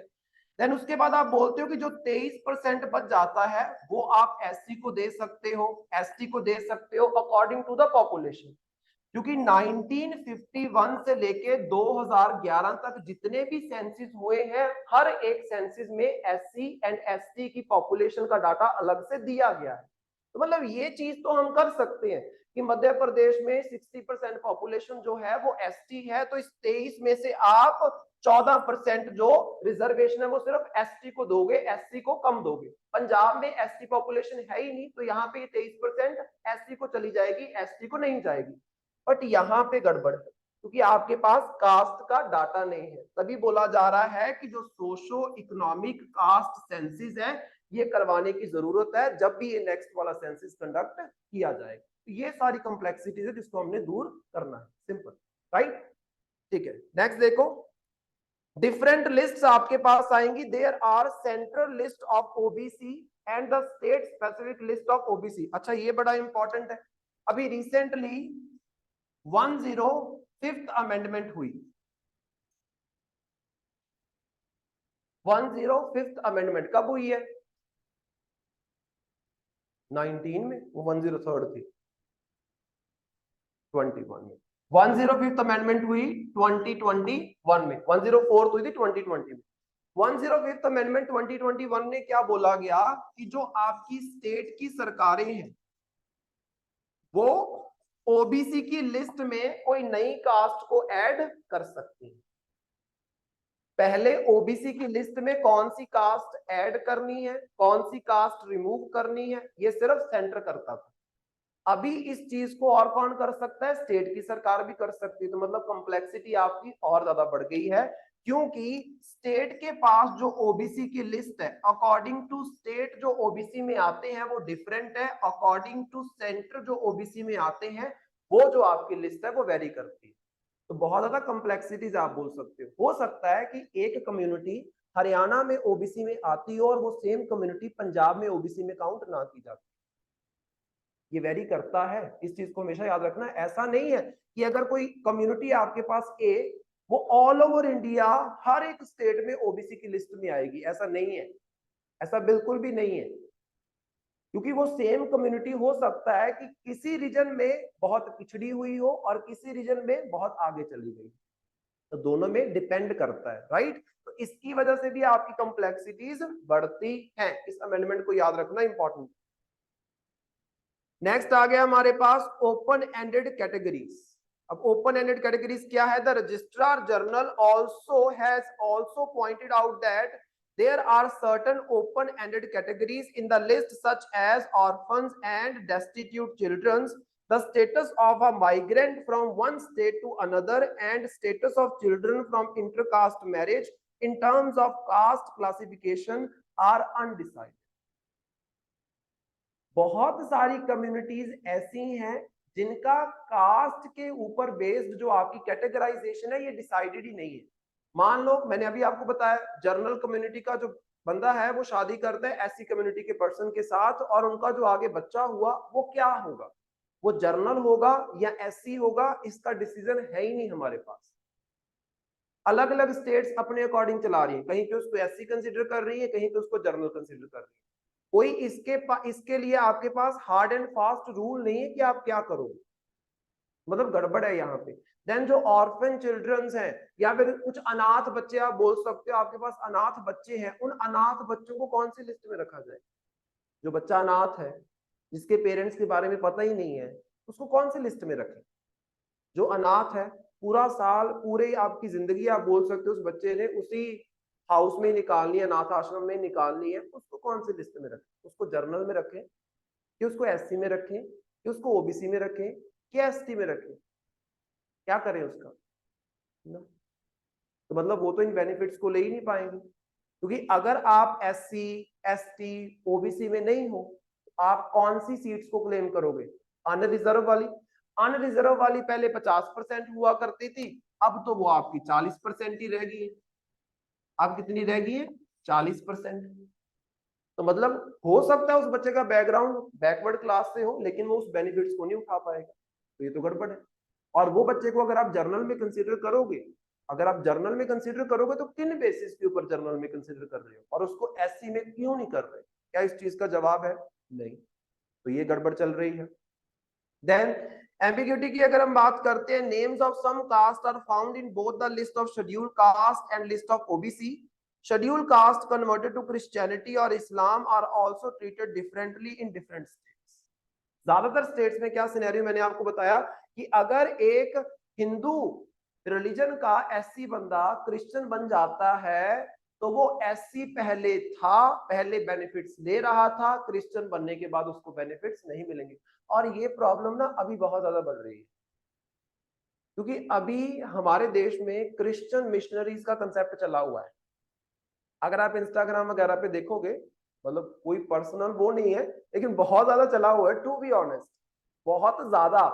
पंजाब हरियाणा में और खास तौर पे जो क्रिश्चियन मिशनरीज का कंसेप्ट चला हुआ, ये चला कहां पे हुआ है, लोअर कास्ट के साथ, अपर कास्ट के साथ नहीं, लोअर कास्ट के साथ। यहाँ पे बहुत सारी चीजें सामने आ रही हैं कि बहुत सारे क्लेम्स किए जा रहे हैं कि ये जो क्रिश्चियन मिशनरीज हैं ये कुछ पैसा देने की बात करते हैं कि आपको इतना पैसा दिया जाएगा अगर आप खुद को इस धर्म में कन्वर्ट करते हो। शिमला में भी चला हुआ है, हर जगह चल रहा है ये, पंजाब में बहुत ज्यादा है, पंजाब में बहुत ज्यादा है। और कौन सी कास्ट के साथ, शेड्यूल कास्ट के साथ। अब एक बंदा पहले शेड्यूल कास्ट में आता था क्योंकि वो या तो सिख था, क्योंकि पंजाब में या तो आप सिख हो गए या आप हिंदू हो गए, तीसरा धर्म तो यहाँ पे कोई है ही नहीं खास। तो वो पहले बंदा एससी कास्ट में आता था क्योंकि वो सिख था या हिंदू था। अब वो क्रिश्चियन बन गया तो उसको एससी वाले बेनिफिट नहीं मिलेंगे, वो बंदा तो वहीं का वही है, क्रिश्चियन बनने की वजह से ऐसा तो है नहीं कि वो अमीर हो गया। बट उसको वो बेनिफिट नहीं मिलेंगे, जिसकी वजह से वो बंदा क्या उन बेनिफिट से साइडलाइन हो जाएगा, और वो सरकार की जिम्मेदारी है कि वो साइडलाइन ना हो। राइट, तो ये सारी प्रॉब्लम्स आ रही हैं। नहीं, गलत नहीं होता है। नहीं, वो भी गलत नहीं है, वो भी गलत नहीं है। वो जो बोल रहे हैं ना पकड़े गए हैं, वो पुलिस ने थोड़ा ना पकड़े हैं। वो जो ये धार्मिक संस्थाएं होती हैं वो इस चीज के ऊपर बात करती है कि ऐसा क्यों किया जा रहा है, ये गलत, राइट, कि हमारे धर्म को यहाँ पे हार्म किया जा रहा है। आप अपने धर्म को प्रमोट कर सकते हो सामने वाले धर्म के सेंटिमेंट्स को हार्म किए बिना। आप किसी को अपने धर्म में कन्वर्ट करवा सकते हो अगर वो कन्वर्ट होना चाहता है, आप उसको इन्फ्लुएंस कर सकते हो, लेकिन आप ये नहीं कर सकते कि इस धर्म में ये बुराई है, हमारे वाले में ये अच्छाई है, ये नहीं कर सकते। हाँ, पैसे वाला फैक्टर कोई कुछ नहीं बोल रहा है यहाँ के, कोई बोले मैं इसको बोल दूं कि तुझे 1 लाख रुपया दूंगा मुस्लिम बन जा, ये बोले कोई ना बन जाऊंगा, कोई कुछ नहीं कर सकता यहाँ पे, समझे। देन पॉलिटिकल सेंसिटिविटी की अगर हम बात करते हैं, caste remains a highly sensitive and politically charged issue often leading to social and political tensions when caste data is, जब जब कास्ट डाटा रिलीज किया जाता है ना, मुद्दा बहुत बड़ा खड़ा हो जाता है, क्योंकि जो पॉलिटिक्स में लोग हैं उनको डाटा मिल जाता है चीजें क्लेम करने के लिए। जैसे फॉर एग्जांपल मान लो बिहार का डाटा किया गया कलेक्ट, वहां पे हमें पता चला कि 36% के अराउंड क्या एक्सट्रीमली बैकवर्ड क्लासेस हैं। अब उस एक्सट्रीमली बैकवर्ड क्लासेस में कौन कौन सी कास्ट आती हैं, उस कास्ट के जो पॉलिटिशियंस होंगे वो खड़े हो जाएंगे और वो खुद को उस कास्ट का क्लेम करेंगे कि हम इस कास्ट के हैं और तुम लोग हमें वोट करो, तुम्हारे जो राइट्स हैं उसके बारे में हम बात कर सकते हैं क्योंकि हमारी कास्ट सेम। तो मतलब पॉलिटिक्स में एक बहुत बड़ी सेंसिटिविटी यहाँ पे आपको देखने को मिलेगी, क्योंकि यहाँ पे कास्ट पॉलिटिक्स खेली जाती है।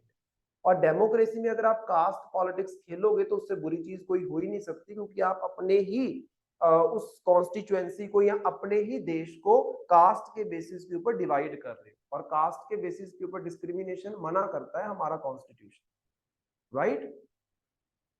Then lack of consensus automatically अलग अलग पॉलिटिकल पार्टीज आई हैं, जैसे बीजेपी जब से आई है तो ये कास्ट सेंसस करवाना चाहती है। इससे पहले आपकी कांग्रेस रही इतने लंबे समय के लिए, तो उनका कोई इंटरेस्ट नहीं था कास्ट सेंसस करवाने में, करवाया भी गया तो उसको रिलीज नहीं करवाया गया, आप बोल सकते हो। मतलब ये भी हमें देखने को मिल रहा है, राइट।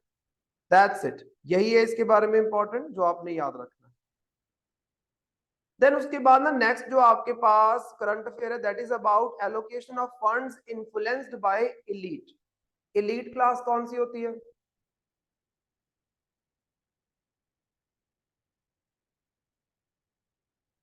जो अपर कास्ट हो सकती है और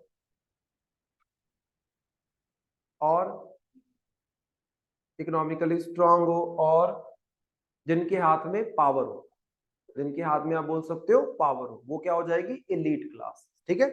तो यहाँ पे वर्ल्ड बैंक रिसर्च पेपर निकाला गया 2023 का, दैट इज अबाउट, इसका टाइटल क्या है? The added value of local democracy evidence from the natural experiment in India, focusing on fund allocation in Karnataka gram panchayat local government bodies. तो यहाँ पे लोकल सेल्फ गवर्नमेंट की जो बॉडीज है, जो पंचायत है, उसमें जिस तरीके से फंड को डिवाइड किया जा रहा है, गवर्नमेंट के बारे में, लोकल गवर्नमेंट के बारे में मैंने सब पढ़ाया आपको, ग्राम पंचायत के बारे में या पंचायती राज इंस्टीट्यूशंस के बारे में हमारे संविधान में लिखा गया बाय 73rd अमेंडमेंट 1992। आज के टाइम पे जो पार्ट 9 ऑफ द कॉन्स्टिट्यूशन है वो किसके बारे में बात करता है? पंचायत के बारे में बात करता है। और ग्राम पंचायत की अगर हम बात करते हैं, पंचायती राज इंस्टीट्यूशन की बात करते हैं, 3 लेवल पे हो सकती है, एक ग्राम लेवल पे, विलेज लेवल पे, ब्लॉक लेवल पे and district level, right. Next देखो, influence of the elite. Elite class का ग्राम पंचायत के फंड एलोकेशन में या फंड डिवीजन में क्या यहाँ पे इन्फ्लुएंस है? Fund allocation in gram panchayat are significantly influenced by the elite, particularly men and individuals from the upper cast.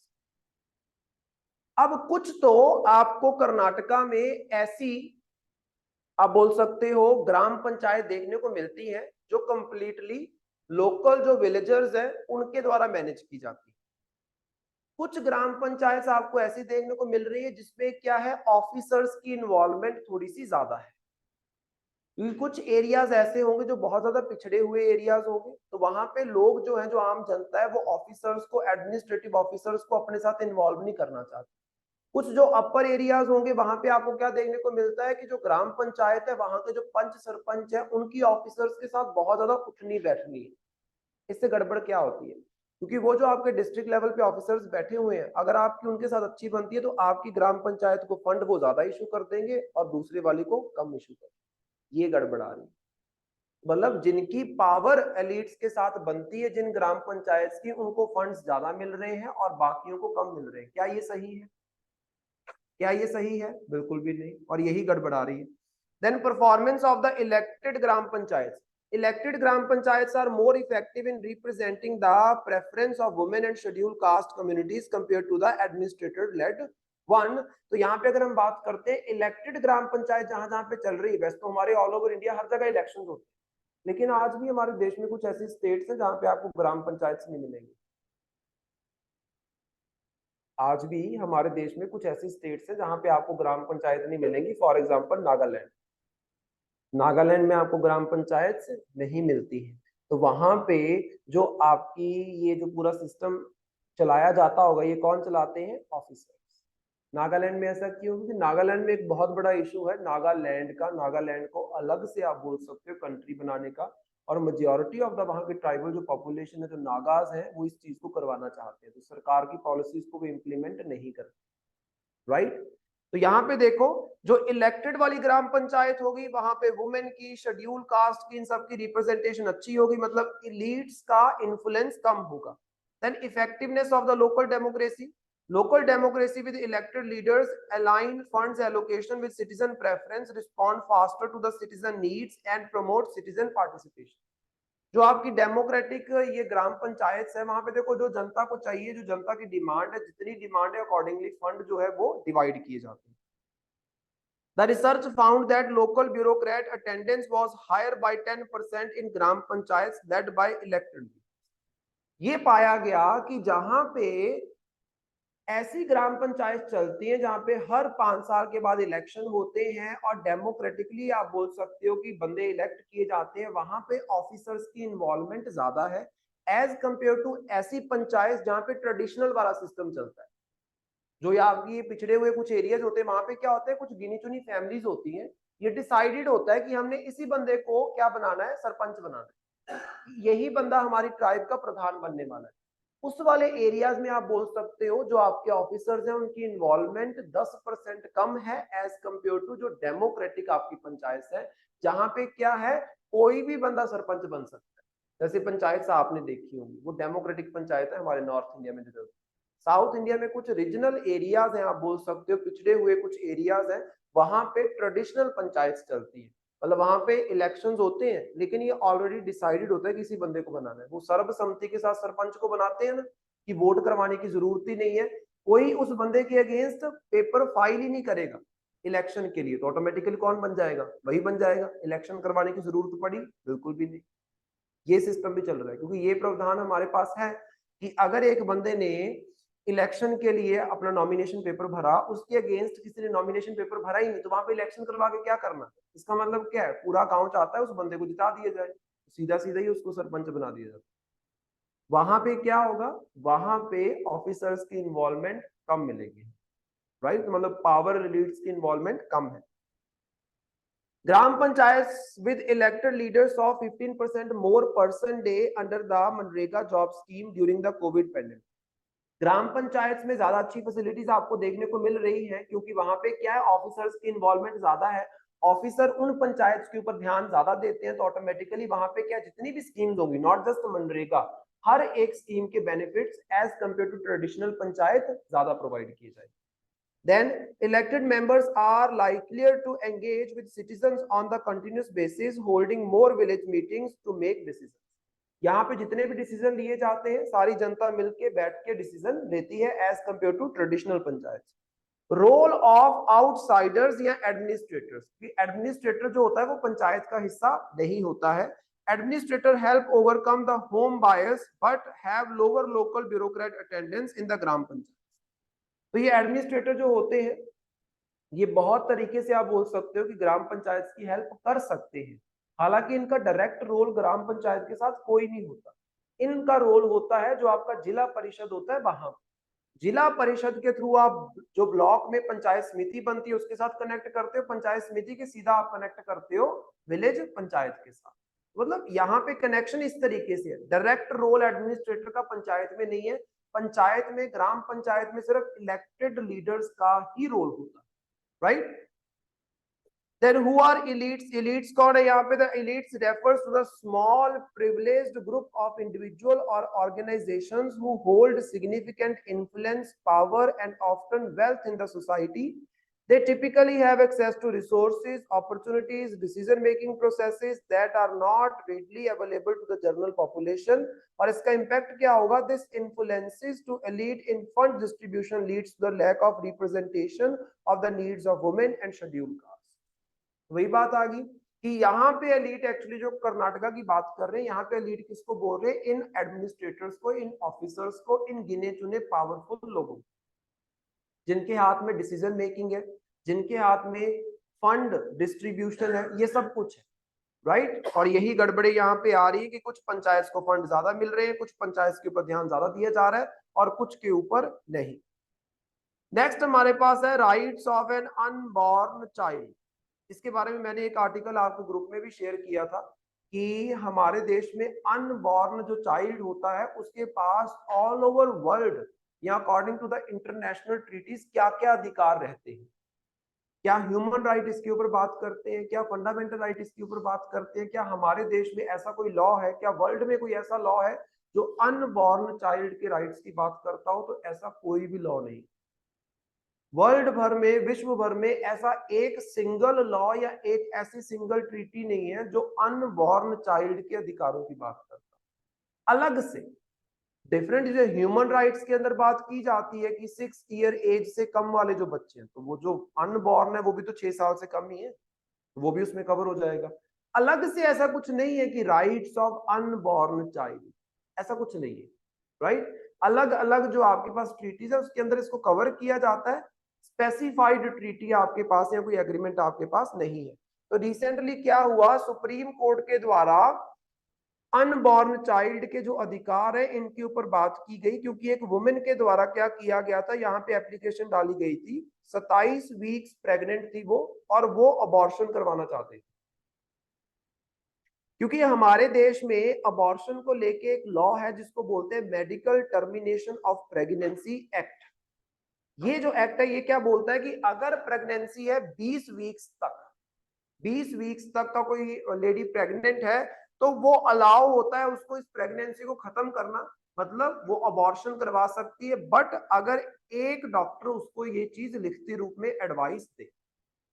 तो कोई वुमेन है, वो प्रेग्नेंट है, 20 हफ्तों से कम प्रेग्नेंट है, वो डॉक्टर के पास जाएगी, डॉक्टर को बोलेगी कि मुझे अबॉर्शन करवाना है। अगर डॉक्टर उसको लिखती रूप में वो एडवाइस दे देता है तो वो अबॉर्शन करवा सकता है अकॉर्डिंग टू दिस।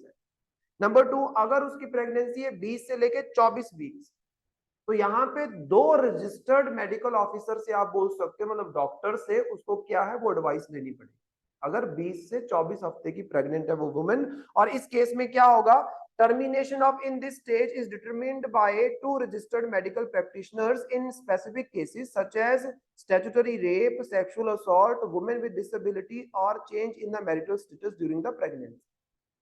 तो यहाँ पे कुछ कारण भी बताए गए हैं।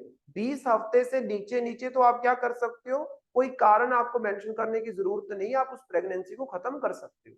20 से 24 हफ्तों के बीच में आपको ये कुछ कारण दिए गए हैं कि अगर वुमेन डिसेबल्ड है और वो बच्चे को नहीं संभाल पाएगी, या फिर रेप की वजह से वो आप बोल सकते हो वो प्रेगनेंसी आई है, या फिर प्रेगनेंसी होने के बाद उस लेडी का डिवोर्स हो गया और अब वो बच्चे को नहीं चाहती है, तो वो हो सकता है। बट यहाँ पे 2 डॉक्टर इस चीज की परमिशन आपको देंगे फिर होगा।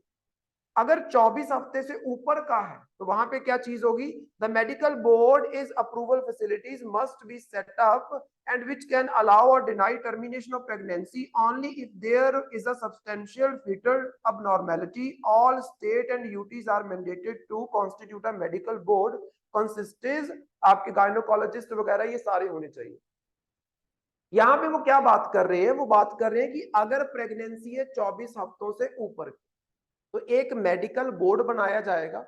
हर एक स्टेट में, हर एक स्टेट सरकार को बोला गया कि एक एक मेडिकल बोर्ड बनाओ।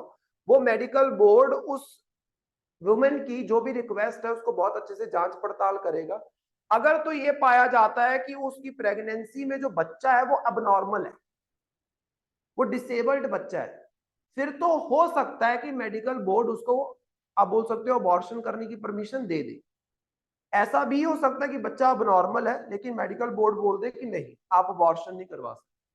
तो अब सिंपल सी चीज है, जब वो वुमेन उस बच्चे को नहीं चाहती है पैदा करना, लेकिन वो 24 हफ्ते से ऊपर है और मेडिकल बोर्ड ने बोल दिया कि आप इस बच्चे को पैदा करोगे, आप इसको नहीं मार सकते, तो मतलब क्या, उस बच्चे का जन्म होगा। जन्म होने के बाद वो जो उसकी मदर है या पेरेंट है उसको लीगली अडॉप्शन के लिए डाल सकते।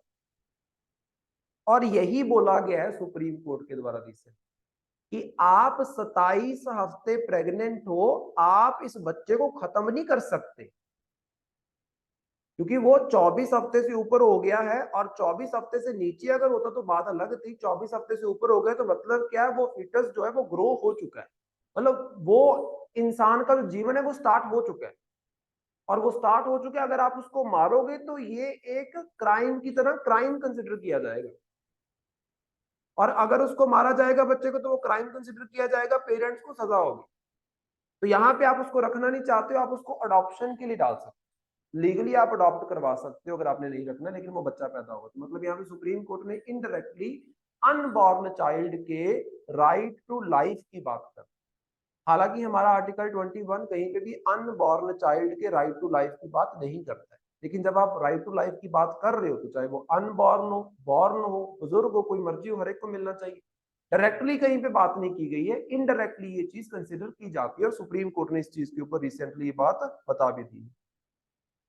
नेक्स्ट वाला जो हमारे पास है that is about marine cloud brightening.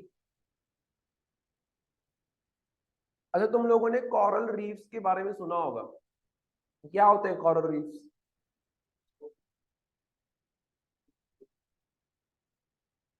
Remains of the fish, fish के रिमेन्स ना,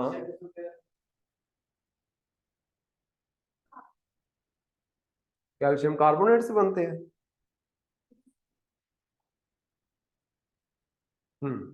तो यहाँ पे एक माइक्रो ऑर्गेनिज्म होता है, स्मॉल स्मॉल ऑर्गेनिजम्स होते हैं जिसको बोलते हैं पॉलिप्स। वो पॉलिप्स क्या करते हैं, अपने अराउंड कैल्शियम का शेल बनाते हैं और जूजेंथले एल्गी के साथ एक कंबाइंड रिलेशनशिप में होते हैं। जूजेंथले एल्गी इसको क्या प्रोवाइड करती है, पॉलिप्स को सनलाइट, फूड प्रोवाइड करती है। और जो जूजेंथले उसको ये क्या प्रोवाइड करते हैं, शेल्टर। क्या प्रोवाइड करते हैं, शेल्टर। तो इस तरीके की म्यूचुअल रिलेशनशिप हमें देखने को मिलता है। तो मतलब कॉरल्स आर कैल्शियम के छोटे छोटे शेल्स, ऐसे समझ सकते हो। और जब ये बहुत सारे शेल्स आपस में कनेक्ट हो जाती है तो एक कैल्शियम की रॉक बना देते हैं। और ऐसी रॉक जिसके बेसिस के ऊपर हमारे पास बड़े बड़े आइलैंड्स बने हुए हैं, जैसे लक्षद्वीप हो गया, खास तौर पे लक्षद्वीप हो गया, पूरा मालदीव हो गया। मालदीव अपने आप में, लक्षद्वीप अपने आप में कॉरल आइलैंड्स है। और एक कंसेप्ट होता है कॉरल ब्लीचिंग का। अब जब हम कॉरल्स की बात करते हैं तो कॉरल्स आपको कहां पे मिलेंगे, खास तौर पे ये आपका 0 डिग्री वाला इक्वेटर, ये आपके पास 23 डिग्री वाला, 23.5 डिग्री वाला ट्रॉपिक ऑफ कैंसर, नीचे 23.5 डिग्री वाला साउथ में ट्रॉपिक ऑफ कैप्रिकॉर्न, यही होता है। कॉरल्स को ग्रो करने के लिए कुछ बेसिक रिक्वायरमेंट्स है, जैसे फॉर एग्जांपल बहुत ज्यादा डेप्थ में ये ग्रो नहीं करेंगे, मतलब 60 टू 70 मीटर मैक्सिमम हो सकता है नीचे तक। 60-70 मीटर नीचे मतलब ज्यादा डीप जाके ये ग्रो नहीं कर पाएंगे, क्योंकि 60-70 मीटर समुद्र के नीचे सनलाइट नहीं जाएगी और इनको सनलाइट चाहिए, इनको ऑक्सीजन भी चाहिए। देन दूसरी चीज है आपके पास टेम्परेचर, जो 24 टू 27 डिग्री के बीच में हो सकता है। 24 टू 27, 24 से कम नहीं जाना चाहिए और 27 से ऊपर नहीं जाना चाहिए। 24 से कम मतलब बहुत ज्यादा कम टेम्परेचर, बहुत कम टेम्परेचर नहीं, बहुत ज्यादा टेम्परेचर नहीं, एक मीडियम रेंज का टेम्परेचर चाहिए। देन इनको जो सैलिनिटी है वो 33 पीपीटी से लेके 35 पीपीटी तक चाहिए, पार्ट्स पर 1000, मतलब 33 ग्राम सॉल्ट 1 लीटर पानी में। 33 पीपीटी का मतलब क्या है, 1 लीटर पानी में 33 ग्राम सॉल्ट, इतनी सैलिनिटी चाहिए। दीज आर कंडीशंस, और ये कंडीशन कहां पे फुलफिल होती हैं, कैंसर से लेके कैप्रिकॉर्न के बीच। ये कंडीशंस कहां पे फुलफिल होती हैं, कैंसर से लेके कैप्रिकॉर्न के बीच में, क्योंकि ऊपर जाओगे नीचे जाओगे टेम्परेचर बहुत ज्यादा कम हो जाता है और सनलाइट भी कम होती है, राइट, तो मतलब गड़बड़ होती है। तो मेजरली आपको कॉरल्स इस रीजन में देखने को मिलते हैं, मतलब ट्रॉपिकल रीजन में देखने को मिलते हैं।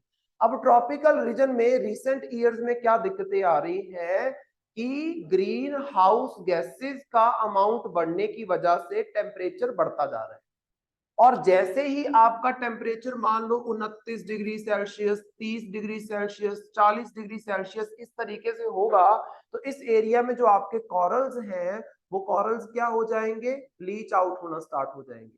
कॉरल्स में आपको ना अलग अलग कलर्स देखने को मिलते हैं, येलो कलर का है, ऑरेंज कलर का है, वो कलर होता है जूजेंथले एल्गी की वजह से। और जब ये टेम्परेचर आपका बढ़ जाता है तो वो एल्गी एंड कॉरल का जो म्यूचुअल रिलेशनशिप है वो टूट जाता है, और टूटने की वजह से कॉरल का जो कलर है वो खत्म हो जाता है, और कॉरल क्या हो जाते हैं, व्हाइट कलर की, जिसको हम बोल देते हैं कॉरल ब्लीचिंग। ब्लीचिंग का मतलब क्या होता है, आपने कलर उड़ा दिया और व्हाइट कलर का बन गया। तो ये कॉरल ब्लीचिंग हो रही है रिसेंटली कहां पे आपकी, यहाँ पे एक कॉन्टिनेंट पड़ता है आपका, दैट इज ऑस्ट्रेलिया। वैसे ऑल ओवर वर्ल्ड ही हो रही है। ऑस्ट्रेलिया का ये वाला जो पोर्शन है ना, दिस पोर्शन, यहाँ पे दुनिया के सबसे बड़े कॉरल आपको देखने को मिलेंगे, जिसको हम बोलते हैं ग्रेट बैरियर रीफ। तो ये जो ग्रेट बैरियर रीफ है, ये क्या हो रहे हैं, ब्लीच आउट हो रहे हैं, इनकी ब्लीचिंग हो रही है। तो इस चीज को रोकने के लिए ऑस्ट्रेलिया के द्वारा एक इनिशिएटिव लिया गया, जिसको ये बोल रहे हैं marine cloud bright. Marine cloud brightening का मतलब क्या है, सिंपल चीज है, इसको समझो, पढ़ने की जरूरत भी नहीं पड़ेगी, बस याद रखना।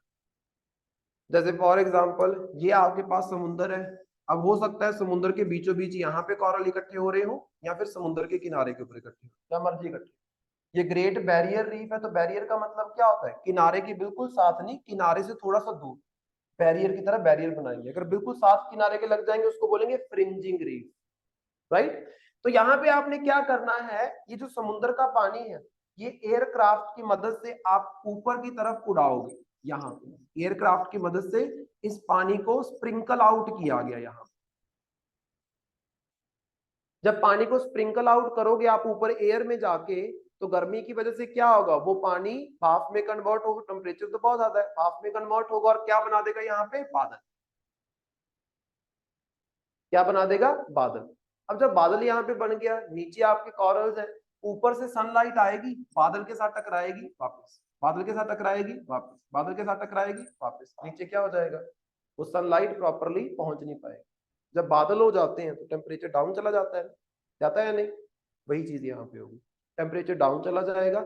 ये जो आपका ऑलिव्स एंड ज़ूज़ैंथले का जो रिलेशनशिप है, म्यूचुअल रिलेशनशिप, वो टूटेगा नहीं, और वो एज इट इज वहां पे रहते।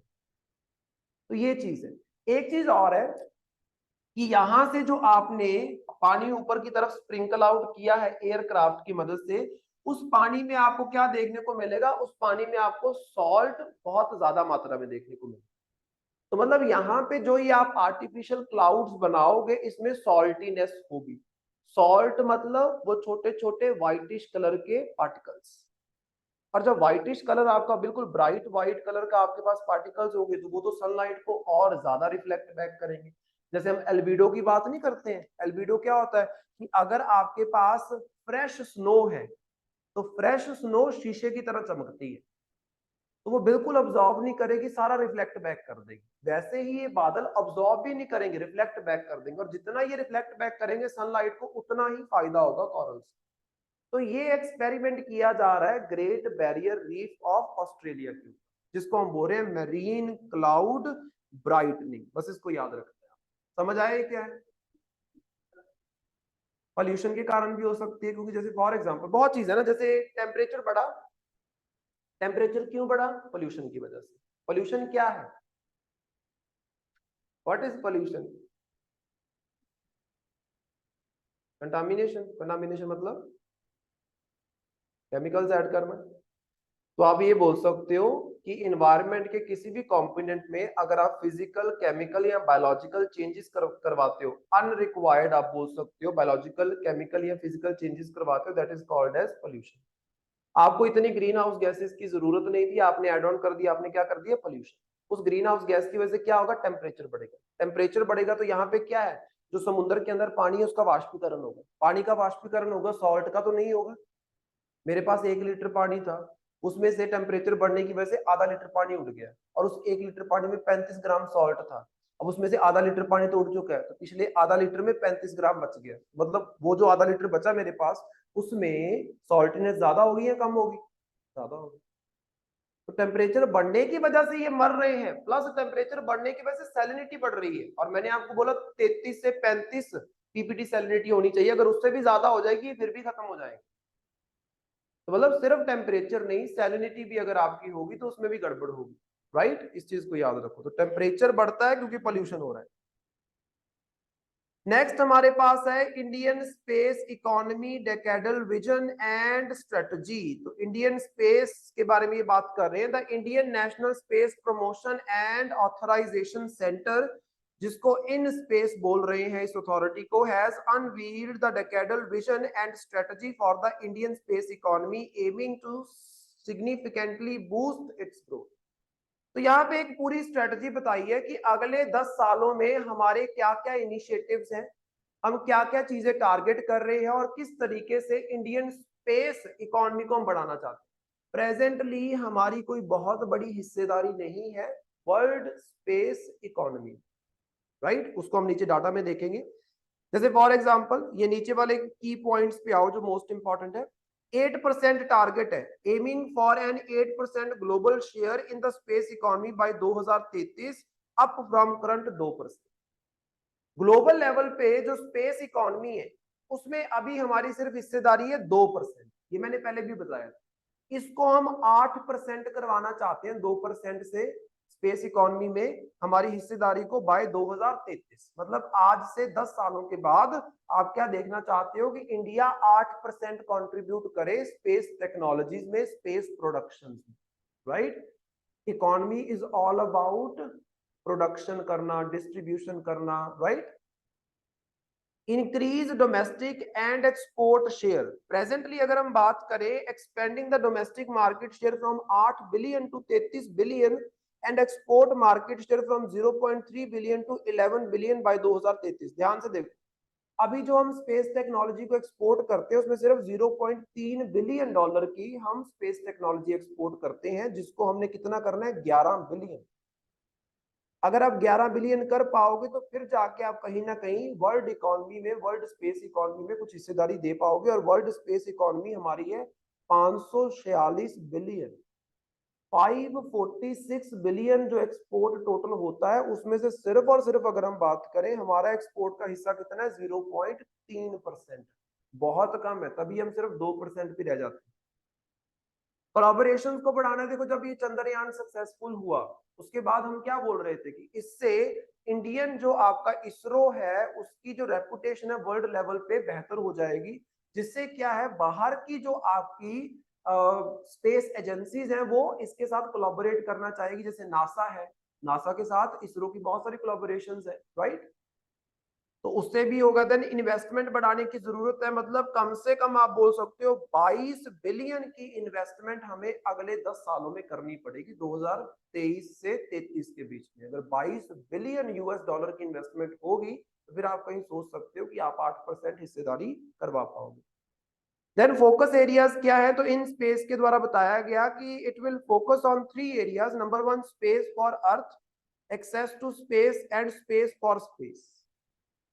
एक तो अर्थ ओरिएंटेड, जो आपने जैसे फॉर एग्जांपल कोई कम्युनिकेशन का सैटेलाइट, कोई नेविगेशन का satellite, that is space for earth. एक है एक्सेस टू स्पेस, स्पेस में जो चीजें आपके पास है उसका एक्सेस आपको मिलना। जैसे फॉर एग्जांपल हमारे पास इंटरनेशनल स्पेस स्टेशन है, वो कोई सैटेलाइट तो नहीं है ना, वो कोई कम्युनिकेशन सैटेलाइट तो नहीं है, वो रिसर्च सेंटर है।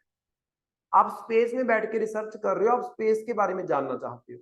एक है स्पेस फॉर स्पेस, मतलब जैसे फॉर एग्जांपल अभी नई नई टेक्नोलॉजीज लेके आ रही है कि स्पेस में जो इतना ज्यादा कचरा बढ़ चुका है, क्योंकि जो आपने जैसे फॉर एग्जांपल चंद्रयान को लॉन्च किया, चंद्रयान तो जो आपका था, जो सैटेलाइट थी, वो तो छोटा सा हिस्सा था ऊपर वाला, बाकी पूरे का पूरा रॉकेट कहाँ गया? स्पेस। तो वो क्या है? वो बन गई स्पेस डेब्रीज। तो उन स्पेस डेब्रीज को खत्म करने के लिए कुछ प्रोजेक्ट्स हम लॉन्च कर रहे हैं, जो स्पेस के लिए ही किया जा रहा है, आप बोल सकते हैं। क्योंकि अगर ये स्पेस डेब्रीज ऐसी बढ़ती गई तो जितना कचरा तुम लोगों ने समुद्रों में किया है उतना ही आप करने वाले हो कहाँ पे? स्पेस। और बहुत सारा हो चुका है, राइट। अभी अगर आप ऊपर से देखोगे, अर्थ को देखोगे, तो अर्थ के अराउंड पहले तो आपको कोई छोटे मोटे, आप बोल सकते हो कि मेटेराइट वगैरह दिखते थे, पत्थर वगैरह। अभी आपको अर्थ के अराउंड घूमते हुए बहुत सारे ऐसे डस्ट देखने को मिलेंगे। कौन से डस्ट? Space dust. जिसमें क्या है, ये जो सैटेलाइट लॉन्च किया, सैटेलाइट आपका स्विच ऑफ कर दिया आपने, उसका जो टाइम पीरियड खत्म हो चुका है एंड ऑल। जैसे फॉर एग्जांपल चंद्रयान की अगर हम बात करते हैं, कुछ दिनों का था इसका, आई थिंक 14 डेज था। उसके बाद ये कहाँ जाएगा?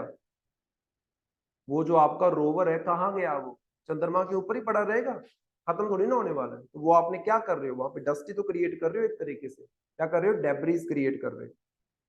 नेक्स्ट अगर हम बात करते हैं 10 जो कैपेबिलिटीज की ये बात कर रहे हैं, डिमांड जनरेशन करनी है, earth observation, communication, navigation, research, talent development, finance, then international cooperation, collaborations and policy regulations. ये 10 कैपेबिलिटीज के ऊपर हमने फोकस करना है अगर आप अपनी स्पेस टेक्नोलॉजी को, स्पेस इकोनॉमी को बेहतर करना चाहते हैं। Then emerging trends and their contribution to the Indian space sector। तो यहाँ पे देखो, सबसे पहले तो प्राइवेट पार्टिसिपेशन बढ़ रही है। हमारे यहाँ पे पहले सिर्फ इसरो हुआ करता था जो सब कुछ करता था, अभी क्या है, कुछ प्राइवेट एजेंसीज को भी मौका दिया जा रहा है। जैसे for example ISRO promotes private partner participation and domestic private space companies have raised over 245 million in funding. तो 245 मिलियन डॉलर की फंडिंग हम प्राइवेट इंस्टीट्यूशंस में कर रहे हैं। जैसे फॉर एग्जांपल जब आप बात करते हो यूएसए की, वहां पे एक तो आप सुनते हो नासा, एक सुनते हो स्पेस एक्स। तो ये स्पेस एक्स है, ये क्या है? एक प्राइवेट एजेंसी है। और ज्यादातर नासा से ज्यादा आप स्पेस एक्स के बारे में सुनोगे, क्योंकि वो बहुत सारे इनिशिएटिव्स ले रहे हैं। जैसे अभी रिसेंट उन्होंने बोला है कि आप एक दिन, जैसे होटल बनाया जाएगा स्पेस में, और वहां पे आप एक दिन का रेंट भर के जाके स्पेस में रह सकते हो एक दिन के लिए। ये कौन कर रहा है? सब स्पेस एक्स। ये जो एलन मस्क है सब, ये उन्हीं की कारगुजारी आप बोल सकते हो, राइट। Private agency. इंडिया में वो सिस्टम नहीं है। इंडिया में इसरो के अलावा कोई बहुत बड़ा हमारे पास स्पेस एजेंसी है ही नहीं। तो यहाँ पे सरकारी तो एक ही होगा ऑब्वियसली, लेकिन आप प्राइवेट तो बनवा सकते हो ना, उसके लिए आपको इन्वेस्टमेंट करनी पड़ेगी, जिसकी कोशिश की जा रही है। इंटरनेशनल कोऑपरेशन की अगर हम बात करें तो निसार सैटेलाइट के बारे में यहाँ पे बताया गया, निसार मिशन के बारे में, that is NASA ISRO synthetic aperture radar. ये अगर हम बात करें नेविगेशन का, आपका सैटेलाइट है जो नासा एंड इसरो दोनों के कोलैबोरेशन के साथ बनाया जा रहा है। आउटर प्लेनेटरी मिशंस, जैसे फॉर एग्जांपल चंद्रयान 3 की अगर हम बात करें, बाहर के किसी प्लेनेट के लिए चंद्रयान 3 हमने लॉन्च किया, आदित्य L1 को हमने लॉन्च किया फॉर सन।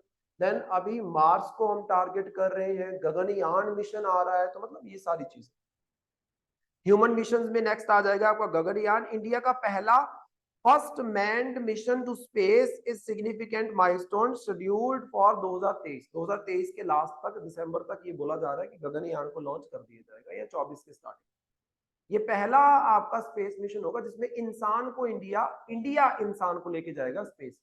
यूएसए लेके गया है, चाइना लेके गया है, इंडिया बनेगा पहली बार, आप बोल सकते हो इंडिया के द्वारा ले जाया जाएगा। Then development of the new technologies, नई नई टेक्नोलॉजी को डेवलप करना है, ये एग्जांपल्स पढ़ने की जरूरत नहीं है। Expansion of the satellite based services, जैसे for example ISRO provide satellite based services in remote sensing, navigation and metrology. It plans to expand these services and offer satellite derived data to stimulate the innovation. जैसे for example आज भी हम जब navigation की बात करते हैं तो हम लोग ज्यादातर जो सैटेलाइट्स का इस्तेमाल करते हैं नेविगेशन के लिए, गूगल मैप का इस्तेमाल करते हैं। गूगल मैप अमेरिकन है, इंडियन नहीं है। मतलब इंडियन टेक्नोलॉजी अभी इतनी ज्यादा प्रोग्रेसिव नहीं हो पाई। जैसे 20 में जब कोविड के दौरान 19 एंड 20 में जब कोविड के दौरान चाइना ने इन्वेड किया हमारे अपर वाले रीजन को, कश्मीर वाले रीजन को, उस टाइम पे यूएसए के द्वारा हमें अलर्ट किया गया कि तुम्हारे एरिया में चाइनीज फोर्सेस घुस रही हैं। हमारी सैटेलाइट्स ये पता नहीं कर पाई। हमारे पास सैटेलाइट्स है, लेकिन वो ऐसा है कि यहाँ पे देख रही है तो यहीं पे देख रही है, इधर देख रही है तो इधर देख रही है। हर एक सैटेलाइट का ये होता है। यूएसए का ये कि उनकी बहुत सारी सैटेलाइट्स हैं जो हर टाइम दुनिया के हर कोने के ऊपर नजर रख सकते, इतनी satellites.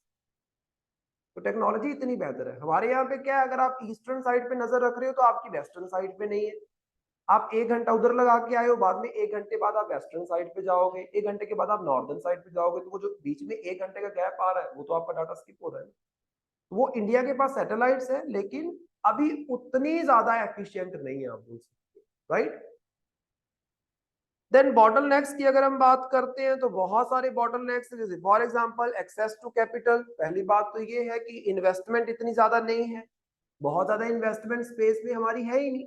Number 2, human resource constraint. हमारे पास स्पेस टेक्नोलॉजी में इंटरेस्टेड कैंडिडेट्स बहुत कम। हमारे यहाँ पे कितने के बच्चे हैं जो एस्ट्रोफिजिक्स या इन सब चीजों में इंटरेस्टेड होते हैं? बहुत कम। तुम्हारे मतलब स्किल्ड लेबर नहीं है हमारे पास स्पेस टेक्नोलॉजी में, इसरो वगैरह में वर्क करने के लिए।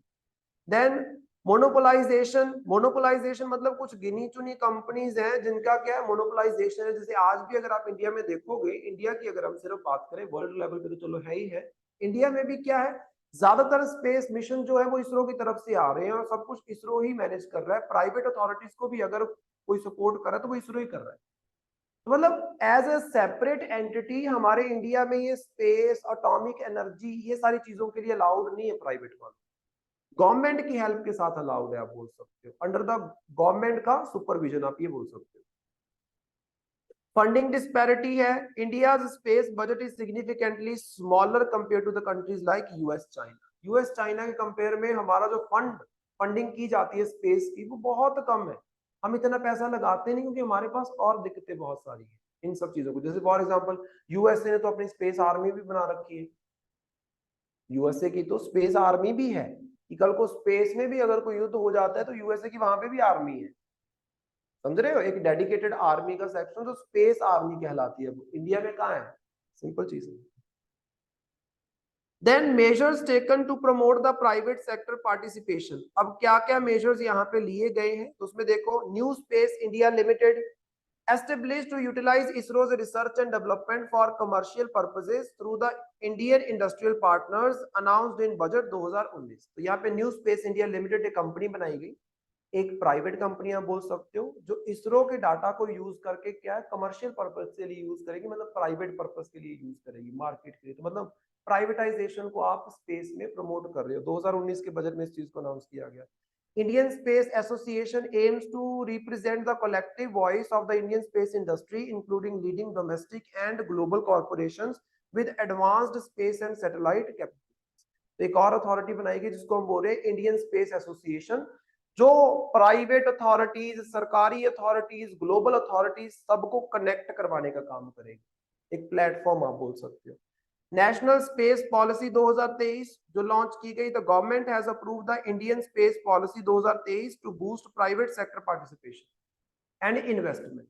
इन्वेस्टमेंट बढ़ाने के लिए एंड प्राइवेट सेक्टर पार्टिसिपेशन बढ़ाने के लिए एक पॉलिसी लाएगी। पॉलिसी मतलब एक फ्रेमवर्क कि किस तरीके से हमने इस क्षेत्र में काम करना है जो कि हम प्राइवेट इन्वॉल्वमेंट एंड इन्वेस्टमेंट को बढ़ा सके। Then ISRO startup hub launched in 2019, it provides a platform for startups to collaborate with ISRO, access ISRO's facilities and benefit from the ISRO expertise। तो जो नए नए छोटे छोटे उद्योग खड़े हो रहे हैं, प्राइवेट उद्योग स्पेस एजेंसी में, स्पेस टेक्नोलॉजी में, उनको उनके लिए एक स्टार्टअप प्रोग्राम लाया गया कि जो नए नए प्रोग्राम्स ये आ रहे हैं, इंडस्ट्रीज बन रही हैं, ये इसरो की हेल्प ले सकती, राइट, क्योंकि उनका एक्सपर्टीज नहीं है उस चीज में जो नए स्टार्ट हो रहे हैं। Then Space Activities Bill 2020 currently under the consideration by Indian Parliament. This bill would allow private companies to engage in space activities including satellite launching and space-based services। अभी जो आपकी प्राइवेट अथॉरिटीज हमारे India में है, वो satellite बना सकती हैं, लॉन्च नहीं कर सकती। लॉन्च कौन करेगा? इसरो। गवर्नमेंट की परमिशन के साथ ही लॉन्च हुई। लेकिन ये चीज आपके यूएसए में नहीं है। यूएसए में जो स्पेसएक्स है उनके अपने लॉन्चिंग व्हीकल्स हैं, अपनी लॉन्चिंग स्टेशन है, आप बोल सकते हो वो नासा के यूज नहीं करते, वो खुद के यूज करते हैं। मतलब क्या है, वैसा यहाँ पे अभी फ्रीडम हमारे देश में नहीं है, इसको लाया जाएगा बोल सकते, राइट। दैट्स इट, यहां तक करते हैं। Global survey on person with disabilities, इसको रीड करना, राइट और इसके बाद है हमारे पास first AI based early warning system, इसको भी रीड करना। देन पॉन्टस प्लेट के बारे में है, इसको एक बार रीड करना, नेक्स्ट लेक्चर में इसको हम डिस्कस कर लेंगे, ठीक है। ठीक है जी सर, यहां तक करते हैं, बाकी नेक्स्ट में करेंगे। समझ आया खुशप्रीत? हाँ जी सर। टेस्ट भी है तुम्हारा सितंबर वाला, हाँ जी सर, कर लिया था, थोड़ा आपने बताया था सोच ना। समझ के किया करो। करंट अफेयर के जो क्वेश्चंस होते हैं डायरेक्ट क्वेश्चंस कभी भी नहीं होते, डालने को मैं आपको सीधा क्वेश्चन डाल दूं लेकिन आपको पेपर में कोई फायदा नहीं होगा, क्योंकि आप कोई क्लर्क का या कोई सब इंस्पेक्टर का पेपर नहीं दे रहे। इसमें क्वेश्चंस हमेशा क्या अंडरस्टैंडिंग बेस्ड आते हैं। तो जो भी आपके पास स्टेटमेंट्स आते हैं उसको ध्यान से पढ़ा करो, स्टेटमेंट के अंदर ही उसका आंसर होता है, अगर ढंग से पढ़ोगे तो वो 7-7 8-8 नंबर नहीं आने चाहिए। समझ गया? तेरे कितने थे? 20? 33 थे? ठीक है, ठीक है फिर, ठीक है बेटा, thank you sir. Okay. Okay sir.